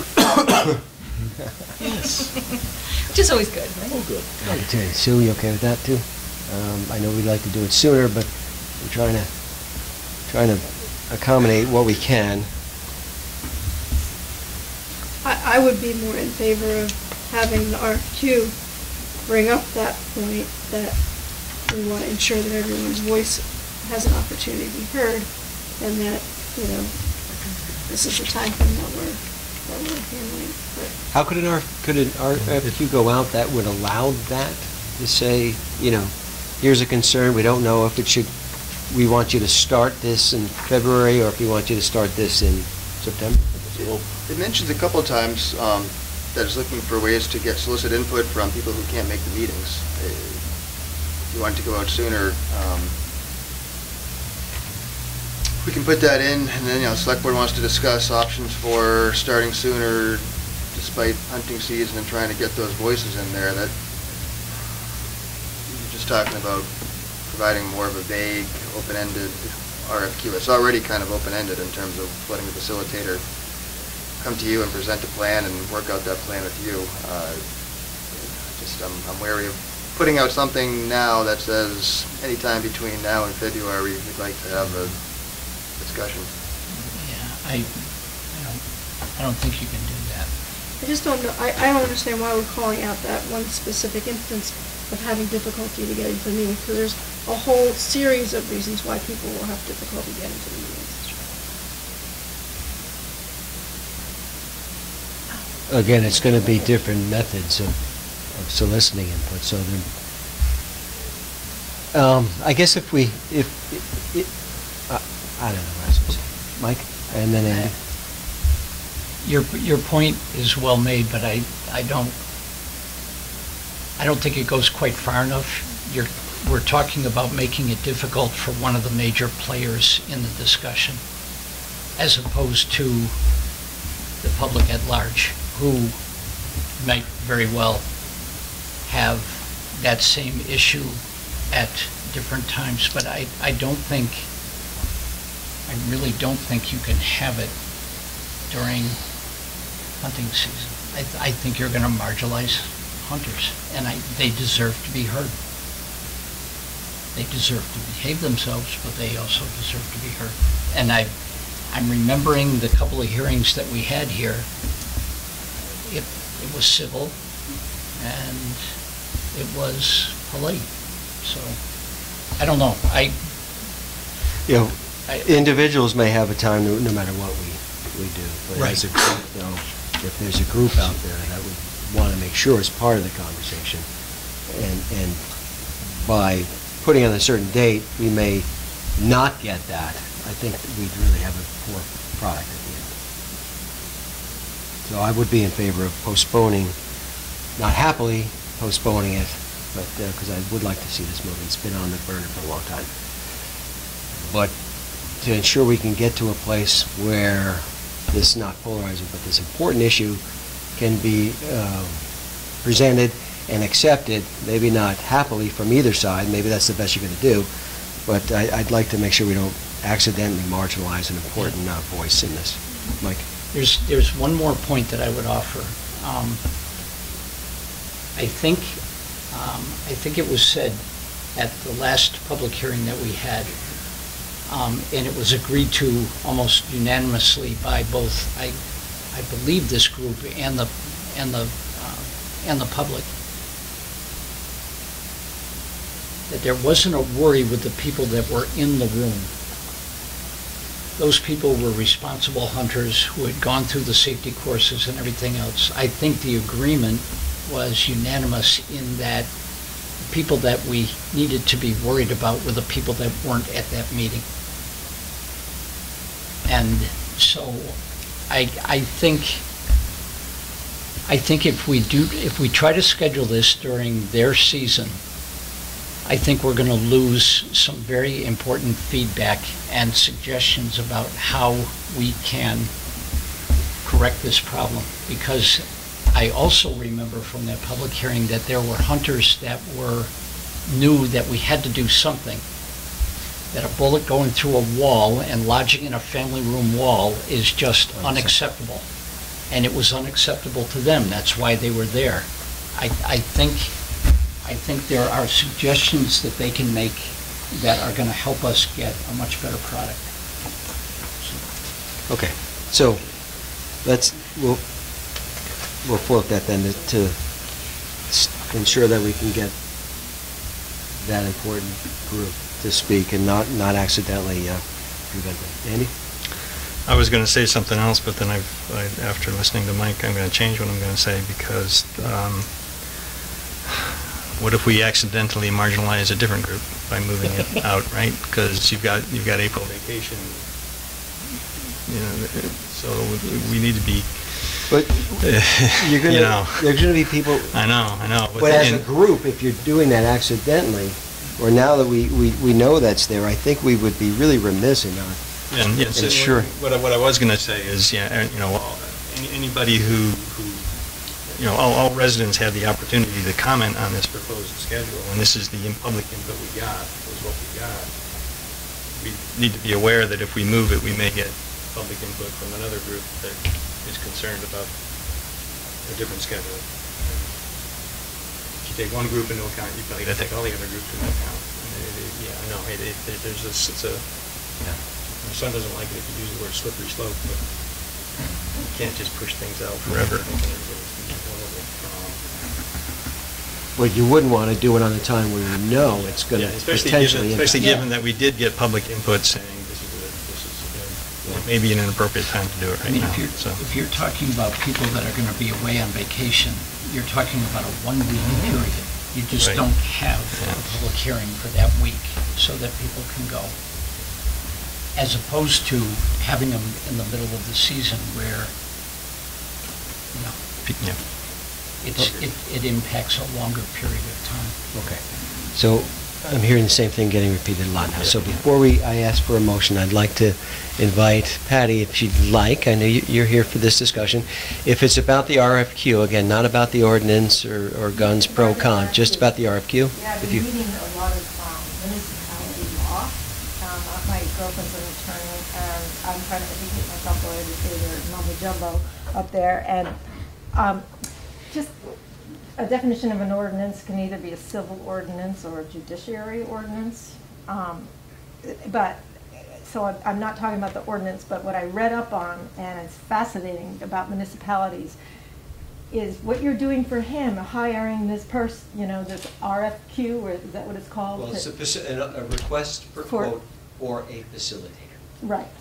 Well, I heard that it was great how you guys handled his RFQ, and I think that tomorrow you should do it for the same reason, the RFQ for this whole hunting episode, because many reasons. One, it says that if anybody on this board, I don't know all of you at all, because we've only been here 15 months, but if any of you on this board have any, you might be on the hunter's side, you might be on the resident's side of wanting public safety, you might be a mother with a baby jogger, or you might be, have kids that are school-age children that walk through the Essex Public Trail every day and just automatically assume, because there's 20,000 people in Essex town, that we're safe. We bought these $300,000, $400,000 houses, we're safe. Patty, again, about the RFQ. Yes, the reason I'm saying that is the RFQ, it says in this law stuff that that the best thing you can do is hire a facilitator, and do it as soon as possible so that it's an unbiased, so that the board remains unbiased. Because if you have 3 or 4 members of the board that are really pro-hunting or 3 or 4 members that are pro, it's not legal. It's not, the municipality can't operate that way. So I feel, all I want to say is that we should, I think the combination of what Irene and Max was talking about, the combination of both of you, hire the facilitator, and everything she said, this has gone on long enough, but I agree that we should have a facilitator. I agree with you, ASAP. And just put it out there and just see what happens. If you get a bunch of people that, some good applicants, then decide, okay, this will be the next meeting. Like that guy over there that said on the trustees, instead of planning every single meeting, why don't we just do what you were planning? You got all my emails. I don't know who this Ben person is, but one more thing. There's a new owner, Al Senecal. Again, Patty, I'm sorry, and just about the he RFQ. is not into, he respectfully does not want hunters on his property, but a lot of hunters don't know that. So whatever you decide, I just wanted you to know that because there's so many bikers and runners there's so many of us, he doesn't want hunting, and he's a new owner. I just thought you should know. Okay, so what I hear is that you're in support of getting a facilitator. Yes, do it. All right. So I would entertain a motion then to, how we're going to move forward. Okay, anybody? I'm not sure exactly what you're... It sounded like we made some updates to the RFQ, changing the word polarizing to important in 2 places, on page 1 and also on page 2. On page 2 also, we changed the word in the sentence, discussion has been civil but passionate, changed that to and. Sue had a couple of recommendations on the scope of work, which Greg read. And then to ensure we don't disenfranchise accidentally a whole group that's an important voice in this, that we send the RFQ out in January as opposed to tomorrow. That's where I thought we got on the majority. Yeah, but do you want to do that all in one motion, or do you want Sure. to make changes to the language and then talk about the timing? Well, you can refer to the language change that we've already discussed. Make a motion subject to the changes that have been discussed. Or do we wait until December to do that? Come back and have another discussion about this on... I think we can take care of that tonight and then put a date on it for when we want it to get triggered, and we can run other work. I mean, there's nothing to say that we can't review it again in December before it goes out. At this point, I think I have what I need from you, except for the date. Yeah. Unless you decide between now and whenever you choose to send this out to change it, I'm going to operate with the changes you gave me tonight, and when you say issue it in whatever, I'll issue it that day. Okay. But we should have a motion tonight on Yes. doing it. As to So, when, yes. okay, and that's what I was looking for. For the changes that we discussed in the wording, and then for the RFQ to go out in January. And if we want to do something different later for whatever new piece of information, then we'll have to revisit it. But I think I'd like to move this forward tonight, get this work off. Then I move, Mr. Chairman, that we change the proposed RFQ for the facilitator for the firearms discussion to incorporate changes that were previously discussed. And what about the timeline? Tonight. To send the RFQ in January? I thought you just said we were going to do that on a separate motion. We're going to do it on... But it's, you're making the motion, it's up to you. I'm going to sit with the motion I made, please. Okay, so that doesn't have a change in the date? Never mind, I withdraw the motion. And I'll try it again, but let's hear what Andy has to say. I'll try it again. Or we consider the discussion of the dates part of the changes that were discussed. So just saying including the changes that were discussed tonight, includes the date change, doesn't it? That's It does. It does. Sue? Mr. Bro made another point in his letter that no one has brought up, and I think that that's worth discussing as well. He felt very strongly that the facilitator should be someone who is very familiar with firearms and firearm terms, and we didn't add that to the RFQ. Yeah, because I don't know if that's really the right thing you want to have in a neutral facilitator. Is it? No, if you're really hiring a professional facilitator, it's almost better to have somebody who knows nothing about the topic. They're trained to facilitate. They're trained to have you discuss and to get two sides or multiple sides to work towards a solution. And sometimes, it's a lot of times, professional facilitators and training that I've been to, facilitators I've talked to, they are there to guide discussion. The content is almost irrelevant to them. I would agree with that. I think that the process is what's important for the facilitator, and let the experts in the room fill that space. But I just wanted to bring it forward because it was something else that he brought up in his letter. Thank you, Sue. Okay, Mike? I'll take another stab at it. Sure. See if I can get it right this time.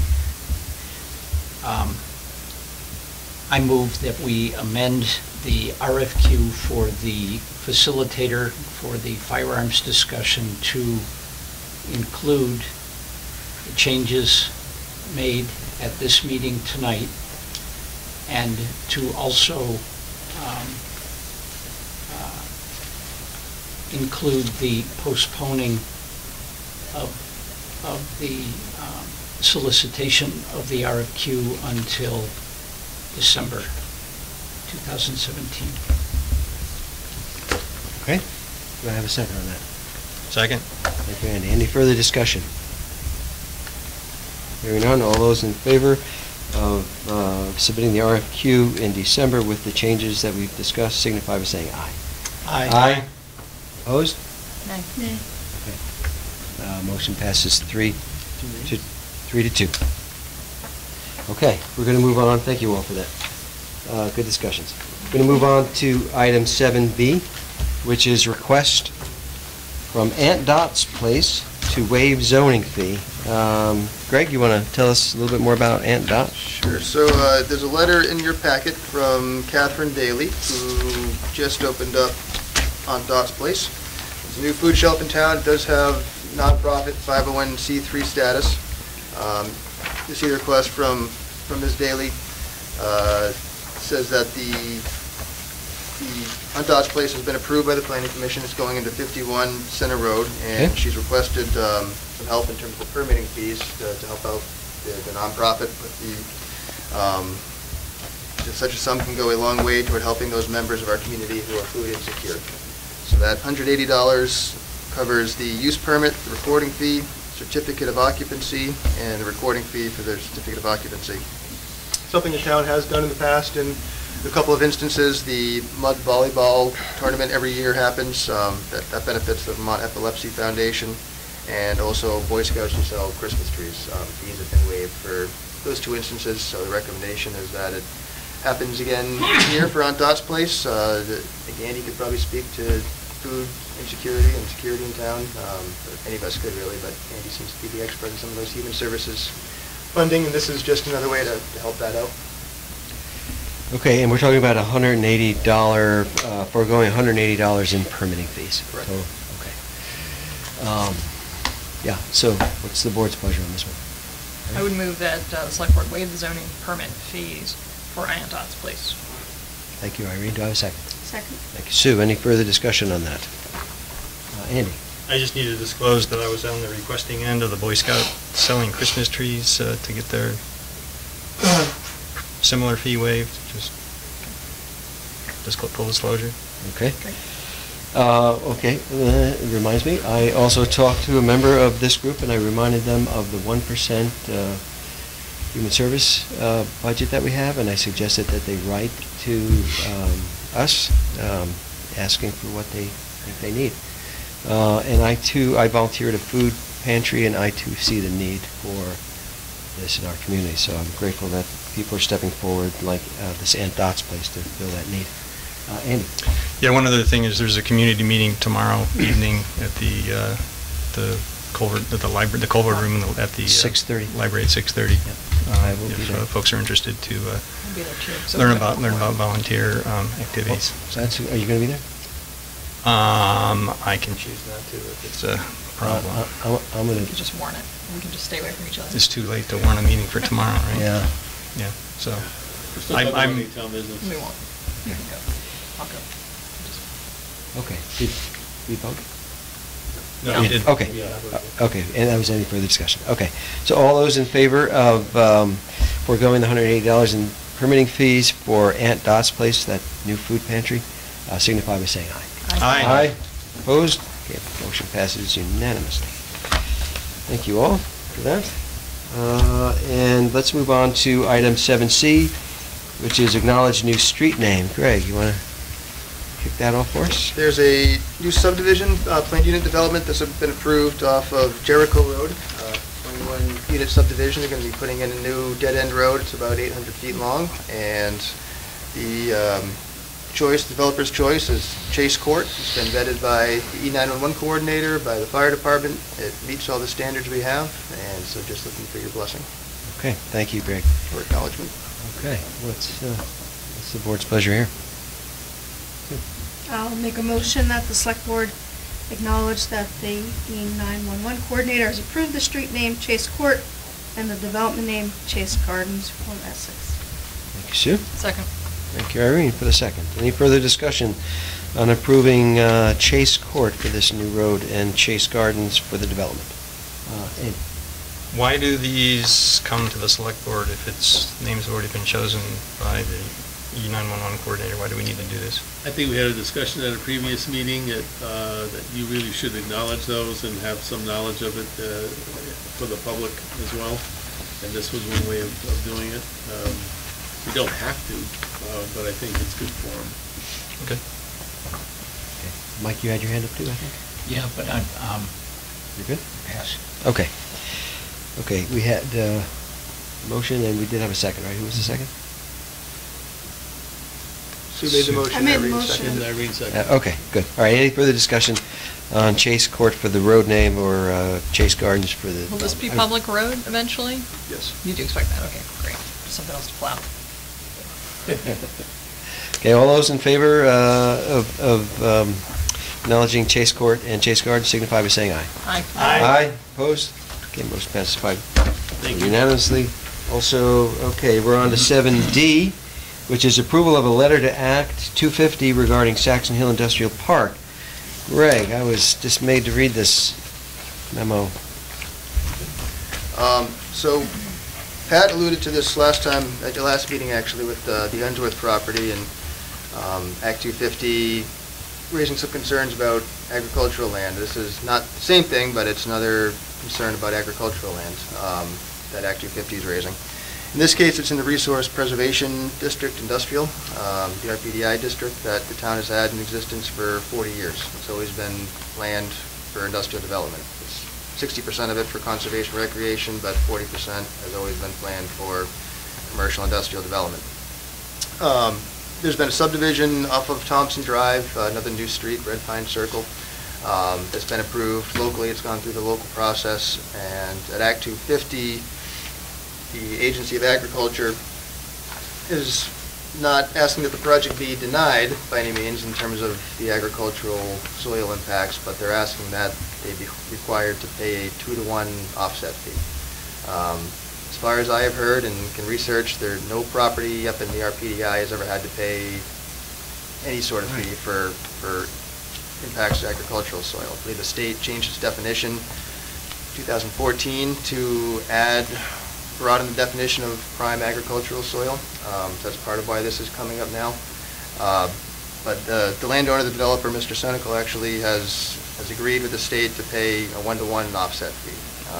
There's some people up there who are not even happy about that because that's setting a precedent for future development up there. But the property owner has agreed to do that. The state's looking for him to pay a 2-to-1 offset fee. The reason being that The state doesn't see this meeting the definition of an industrial park. I didn't put that definition in the memo, but it is in the letter. And Vermont statute defines an industrial park as an area of land that is planned, designed, and zoned as a location for one or more industrial buildings that includes adequate access roads, utilities, water, sewer, and other services necessary for the use of industrial buildings.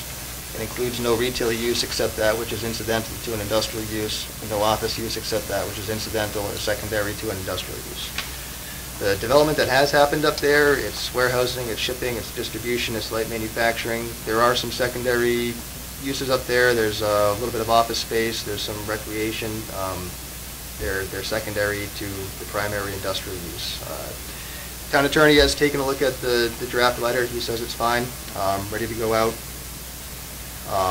But basically, yeah, we've got some staff concerns. I think the economic development has some concerns about impact to economic development. I spoke at the Act 250 hearing, and Mr. Berniger was there with Greg Morgan, chairman of the EDC. The town planner was there just to kind of represent the town and say that we do have some concerns, and if this is setting precedent that the state no longer considers the Resource Preservation District industrial to be an industrial district. That's a huge impact on our potential economic development in our town. It's our town, and it's the whole region. The whole region, If you talk to the Regional Planning Commission, they have it mapped out as an enterprise zone. It's known as one of the last undeveloped industrial areas in the entire county. It's a concern for economic development. So there's a letter that's been drafted up here. Happy to take any comments on it. I missed a couple of CCs that have been brought to my attention. Probably should include the Economic Development Chair. I may want to consider GBIC as well. We can add those. Right now I have Pat's name on there as the manager. If you authorize him to sign it, you can also authorize the chair to sign it. It's usually the chair that does Well, that, right? I would recommend the chair sign it in large part because it's going to the governor. And, I don't like the governors. I think, So if you approve, the letter, we can make a recommendation to approve it with those changes, and we can get the correct copy to Max. So, Greg, you said that the town attorney looked at the letter and said it was okay. Does he also agree that the RPDI clearly meets the statutory definition? I can ask him to clarify that. He's been following this sort of on the periphery, and he hasn't given us a legal opinion as to that, but he did look at the letter. If he does agree that it meets the statutory definition, it might not hurt to say staff and legal counsel, maybe, believes, the RPDI clearly meets the statutory definition, to let him know that, this is really important. We're asking our legal counsel. Pat? I would think it, has been reviewed by, every time the town plan and the zoning has been changed, altered, it's gone to the town attorney for review from a legal standpoint. And clearly, the RPDI district, which has been around since 1977, as Greg said, has been reviewed by our various town attorneys to comport to the law as being defined as an industrial park. We can have them do it again if you would like, but I would say. Well, I just want to make sure it has enough oomph and, and power, because this is really an important issue to get right. Yes, it is, and you're right, and we will. Okay. Other comments? Okay, what's the board's pleasure on this one? Oh, yeah, sure. There's a sentence in here that I'm not sure of, adding value and maybe actually create, on the very last paragraph it says, in this instance, however, I feel as if the town of Essex landowners, developers, and potential business owners have similarly been given a moving target. I wasn't sure, if we're talking about, what are we trying to say there? Basically trying to say that, like I said before, there have never been any sort of impact fees charged for this area. So changing the definition of industrial or suddenly not classifying it as industrial. I can take it out or I can add to it. I don't have any brilliant ideas off the top of my head, but basically trying to point out that it's been industrial for 39 years and 39 and a half years, and all of a sudden now it's not.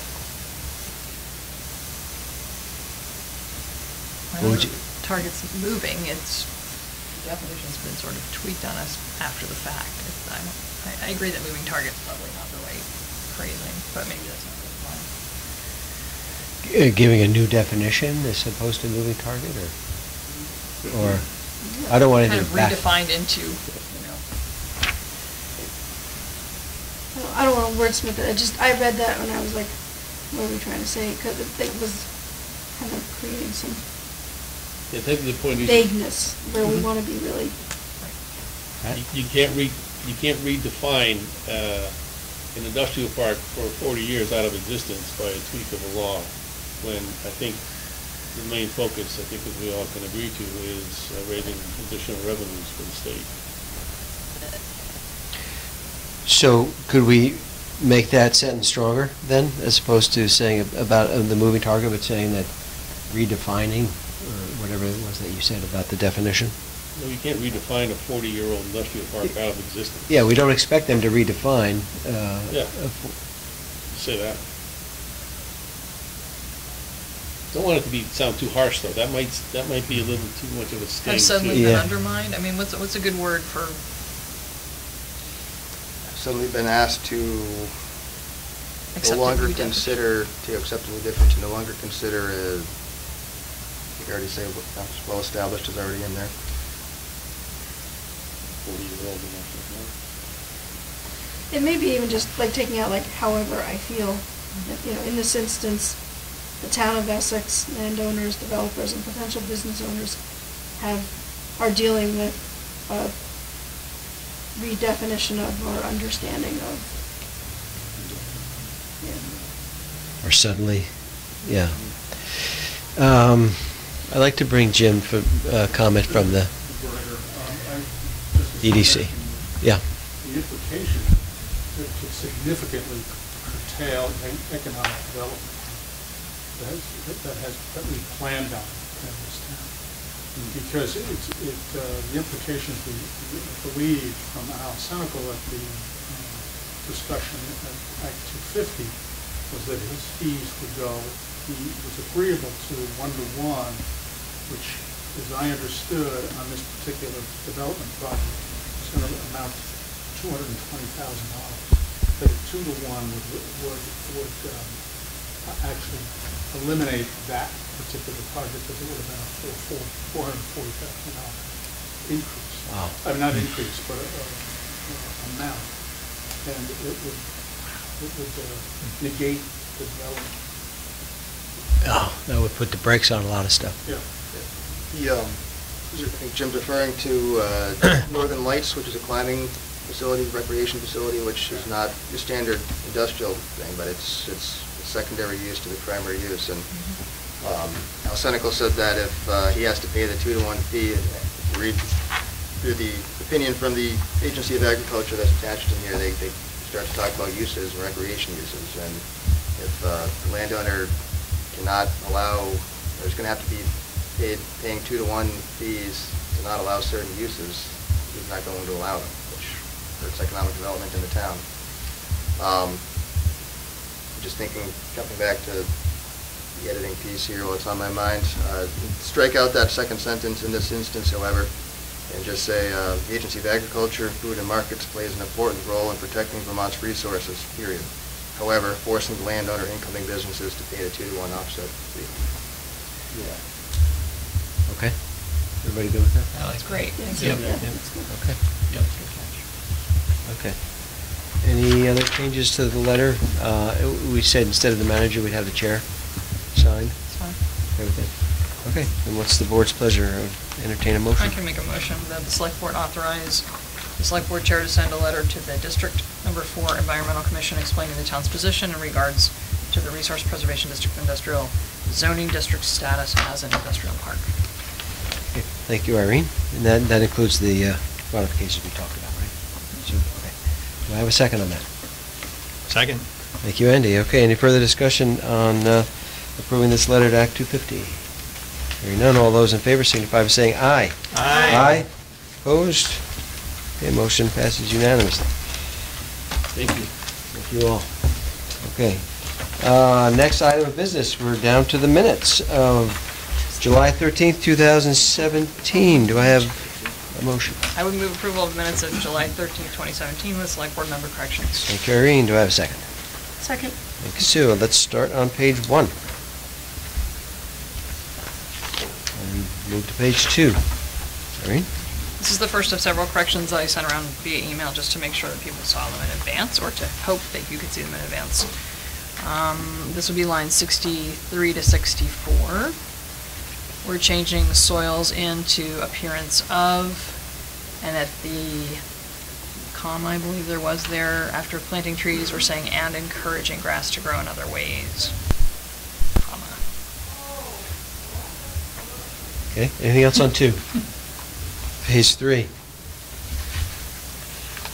Page 4.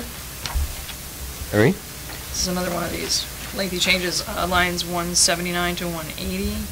We're going to initial cap loss of key employees, not employers. And then we'll add a comma after labor. Then we'll initial cap loss of government support. And we'll take out the comma such as Medicaid and put in for people on the planet under social hazards. Okay. Thank you. Anything else on 4? Okay, page 5. Irene? So at the end of 205, Mr. Levy suggested staff explore if the owner would be willing to pay an amount to the town for this parcel, but members felt it was sufficient for the town to receive the additional tax dollars each year.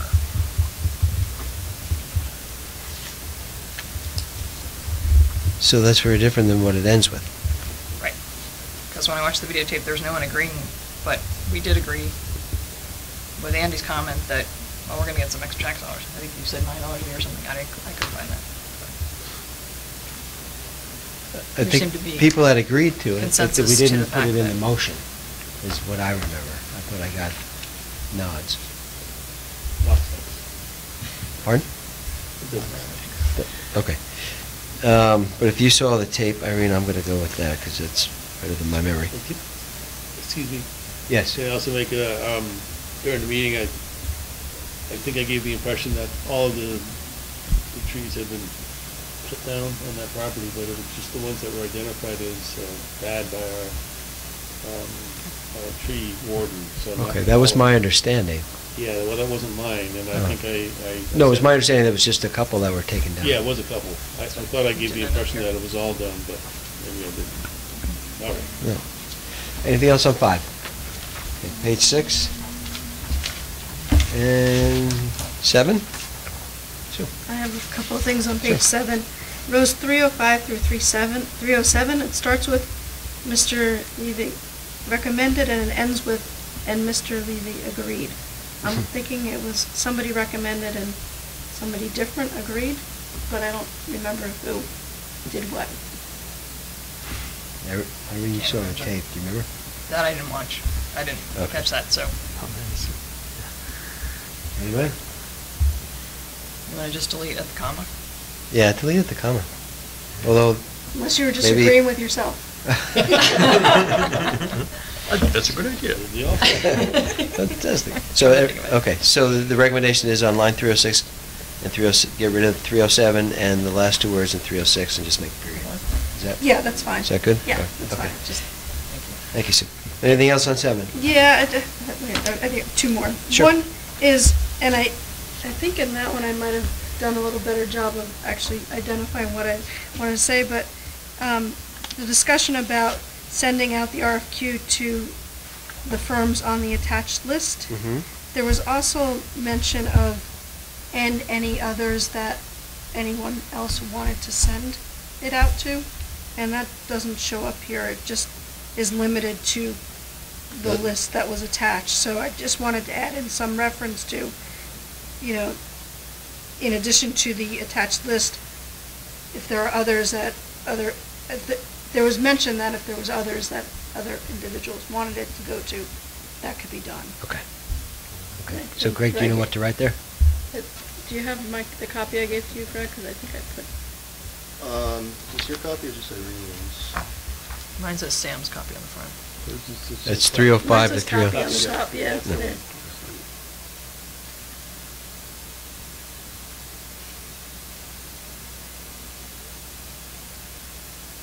Line 324, Ms. Cook suggested that the proposal requirements captured, No, that's the next one. Up higher, 320. not comprehensive list, additions can be made.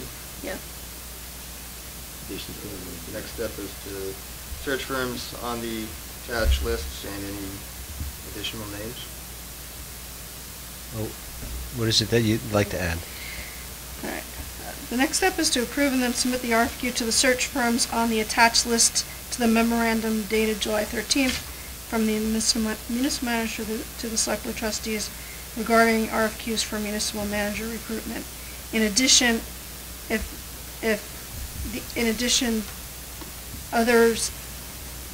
other recipients can be added if desired, or something to the extent that that isn't the only.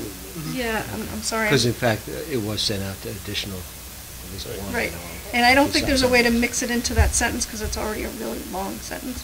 So I think just a short, sweet, just in addition, other firms can be contacted if desired. Andy?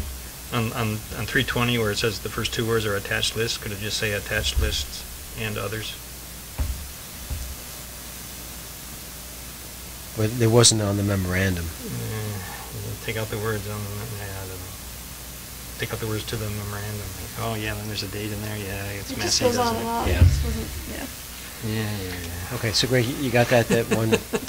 Yeah, I can add it short here sentence? now. Okay. All right, and this one I think might be more clear. So starting at 324 and running through 327, I have added, Ms. Cook suggested that the proposal requirements be, and then I crossed out shown as a checklist, because that wasn't the request.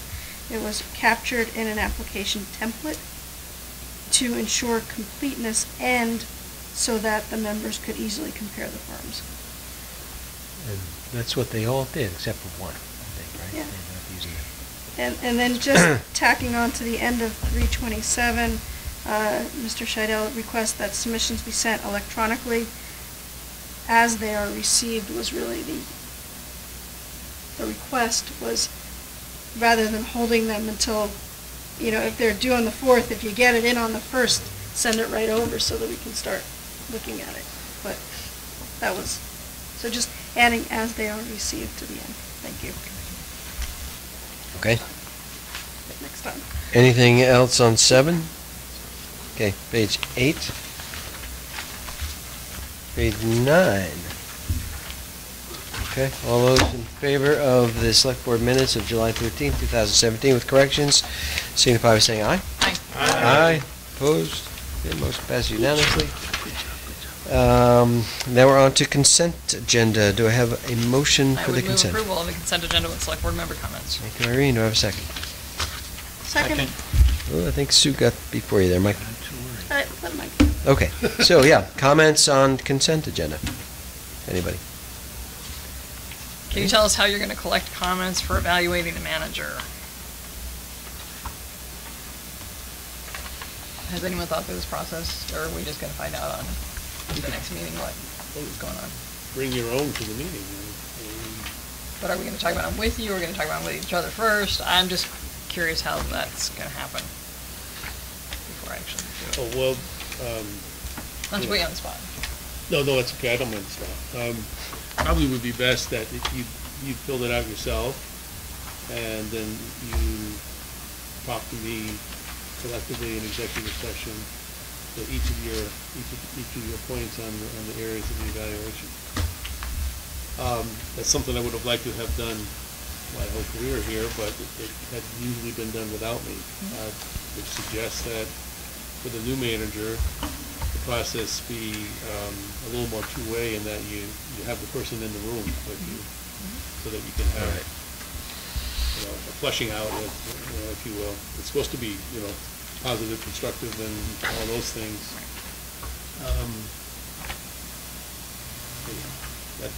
That's what I had in my mind when I sent this stuff to you. Okay, comments? I had a comment on the letter B consent agenda item from Lauren about the grand list correction. Yes. Okay. So I didn't go back to verify, but I almost 100% remember this coming up last year. It did. And so my right, question right. is, how do we put some sort of a process in place so that this doesn't get this again? I think the assessor had pretty well hammered home to him that it probably won't happen again next year. And with Lauren here and Randy here, I'm quite confident that that's the case, that will happen. I personally do not know how it did escape, but it did. So, and the fund balance, if there is to be any deficit at the end of the budget year, which I doubt will happen, it certainly cover the $7,100, but it will be folded in as it's said throughout the year, and it's just such a minuscule adjustment to the tax rate. It just doesn't make any sense to make any modifications to that. So I think, Yeah, it would be good to have a process, though, that somehow incorporates that as... Yeah. Especially if the same mistake was made 2 years in a row. Yeah, I don't think it's, yeah. Yes. Okay. Other comments? Item Q, we have this page that seems to be the same every meeting with just the dates changed, a list of meetings, and they all say regular meeting. Is there any value to that? It's really a value for you if for some reason you guys can't make it or your life changes, to let everybody know that you're not going to be at a meeting. Yeah.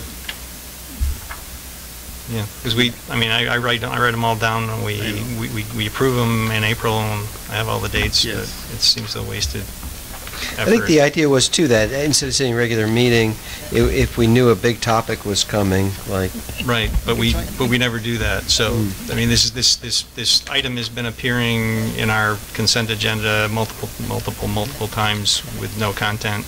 So I don't think it has any value without any content either. I think we need to start putting content in it or not do it. Well, now we have a joint meeting, which has content, hopefully. It's not on there though. It's not that. Well, it will be next time. because we didn't know it or we didn't approve it yet till tonight. Yeah. Okay. I guess. Yeah. Sure. And, and we're trying to put items, if we get it in advance, on the consent agenda for one meeting, so you have the whole 2-week time frame for the other, as opposed to just sort of say it on the schedule. It's there. Right. So we have the packet. We have a packet about regional dispatch. Yeah. Should that be in this one of these boxes so that we know when we have to have it read by, or is the assumption that we need to read it by the next meeting? If that's the case, then we don't need this list of empty boxes. Or the evaluation thing, right, which is next meeting.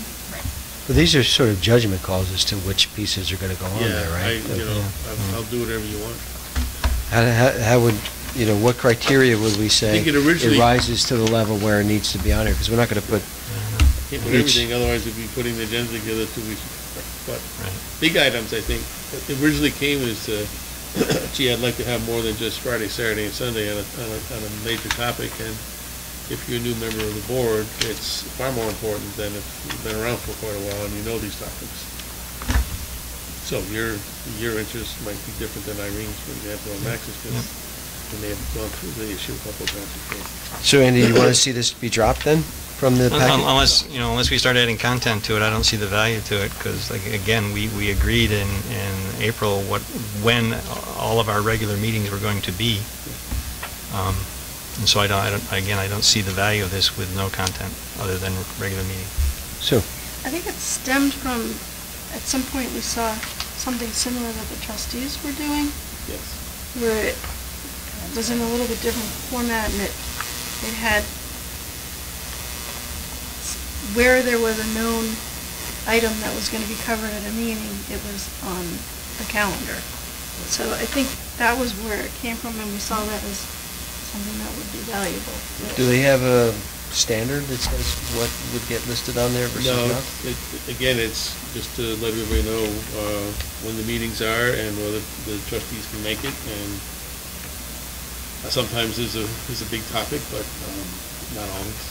No, I know you keep a board with the select board dates and some topics on there. Yes. Maybe if you, knowing the board, what's kind of our hot button issues, and you know it's scheduled and you know it's going to happen, then it would be good to have on here.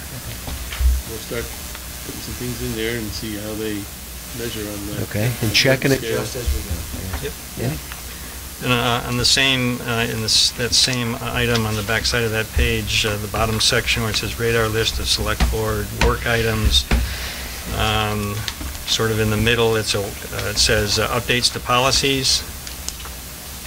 If you can find that, it says updates to policies, including communications, conflict of interest, tax stabilization. I would like to include social media and fund balance in that list. Right, yeah. Policies. I think that's coming up the 21st. Yep, so write it in on that side so that I don't have to remind you to put it on this I think list. I just made your point. Yeah.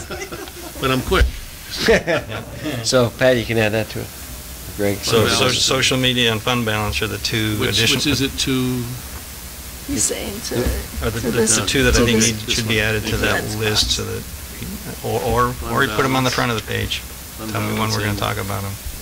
Fund balance and communication. No, that fits in there. Fund balance and Yeah, that fits in. social media. I think that Social fits in media. there well. Yeah, you did give us an example, social media. I did a long but time ago. we haven't discussed it. Yep. And fund balance came up at our last meeting. Yes, it was. Okay, anything else in consent? Sue?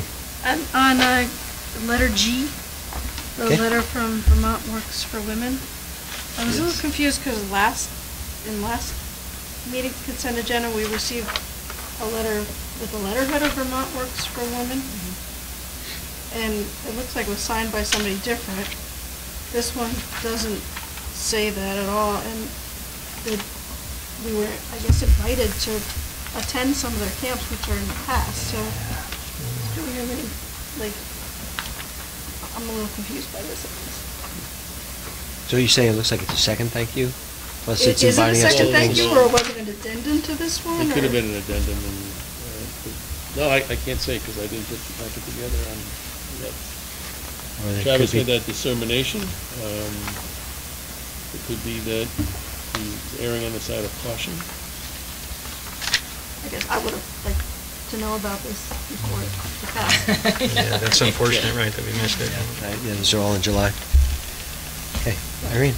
So on 5E, the regional dispatch packet, I want to draw your attention to the last whereas on the first page of the proposed agreement, which has language that is reiterated at the bottom of page 11 as well. So Back in hang on, April. hang on, I haven't found it yet. Yeah, okay, sorry. Where's the first one? Bottom of the first page. Yeah, these things aren't stapled together like they No. used to be, so No. it's all just pages. One of the whereases? Yeah, the last one on that first page. So just to make sure, you're talking about the agreement. The agreement. When you say last page, what The page first page. is? The first page. So it's basically behind Pat's memo. It was the Okay, last all right. whereas? All right, gotcha. And what's your Right. comment Thank there?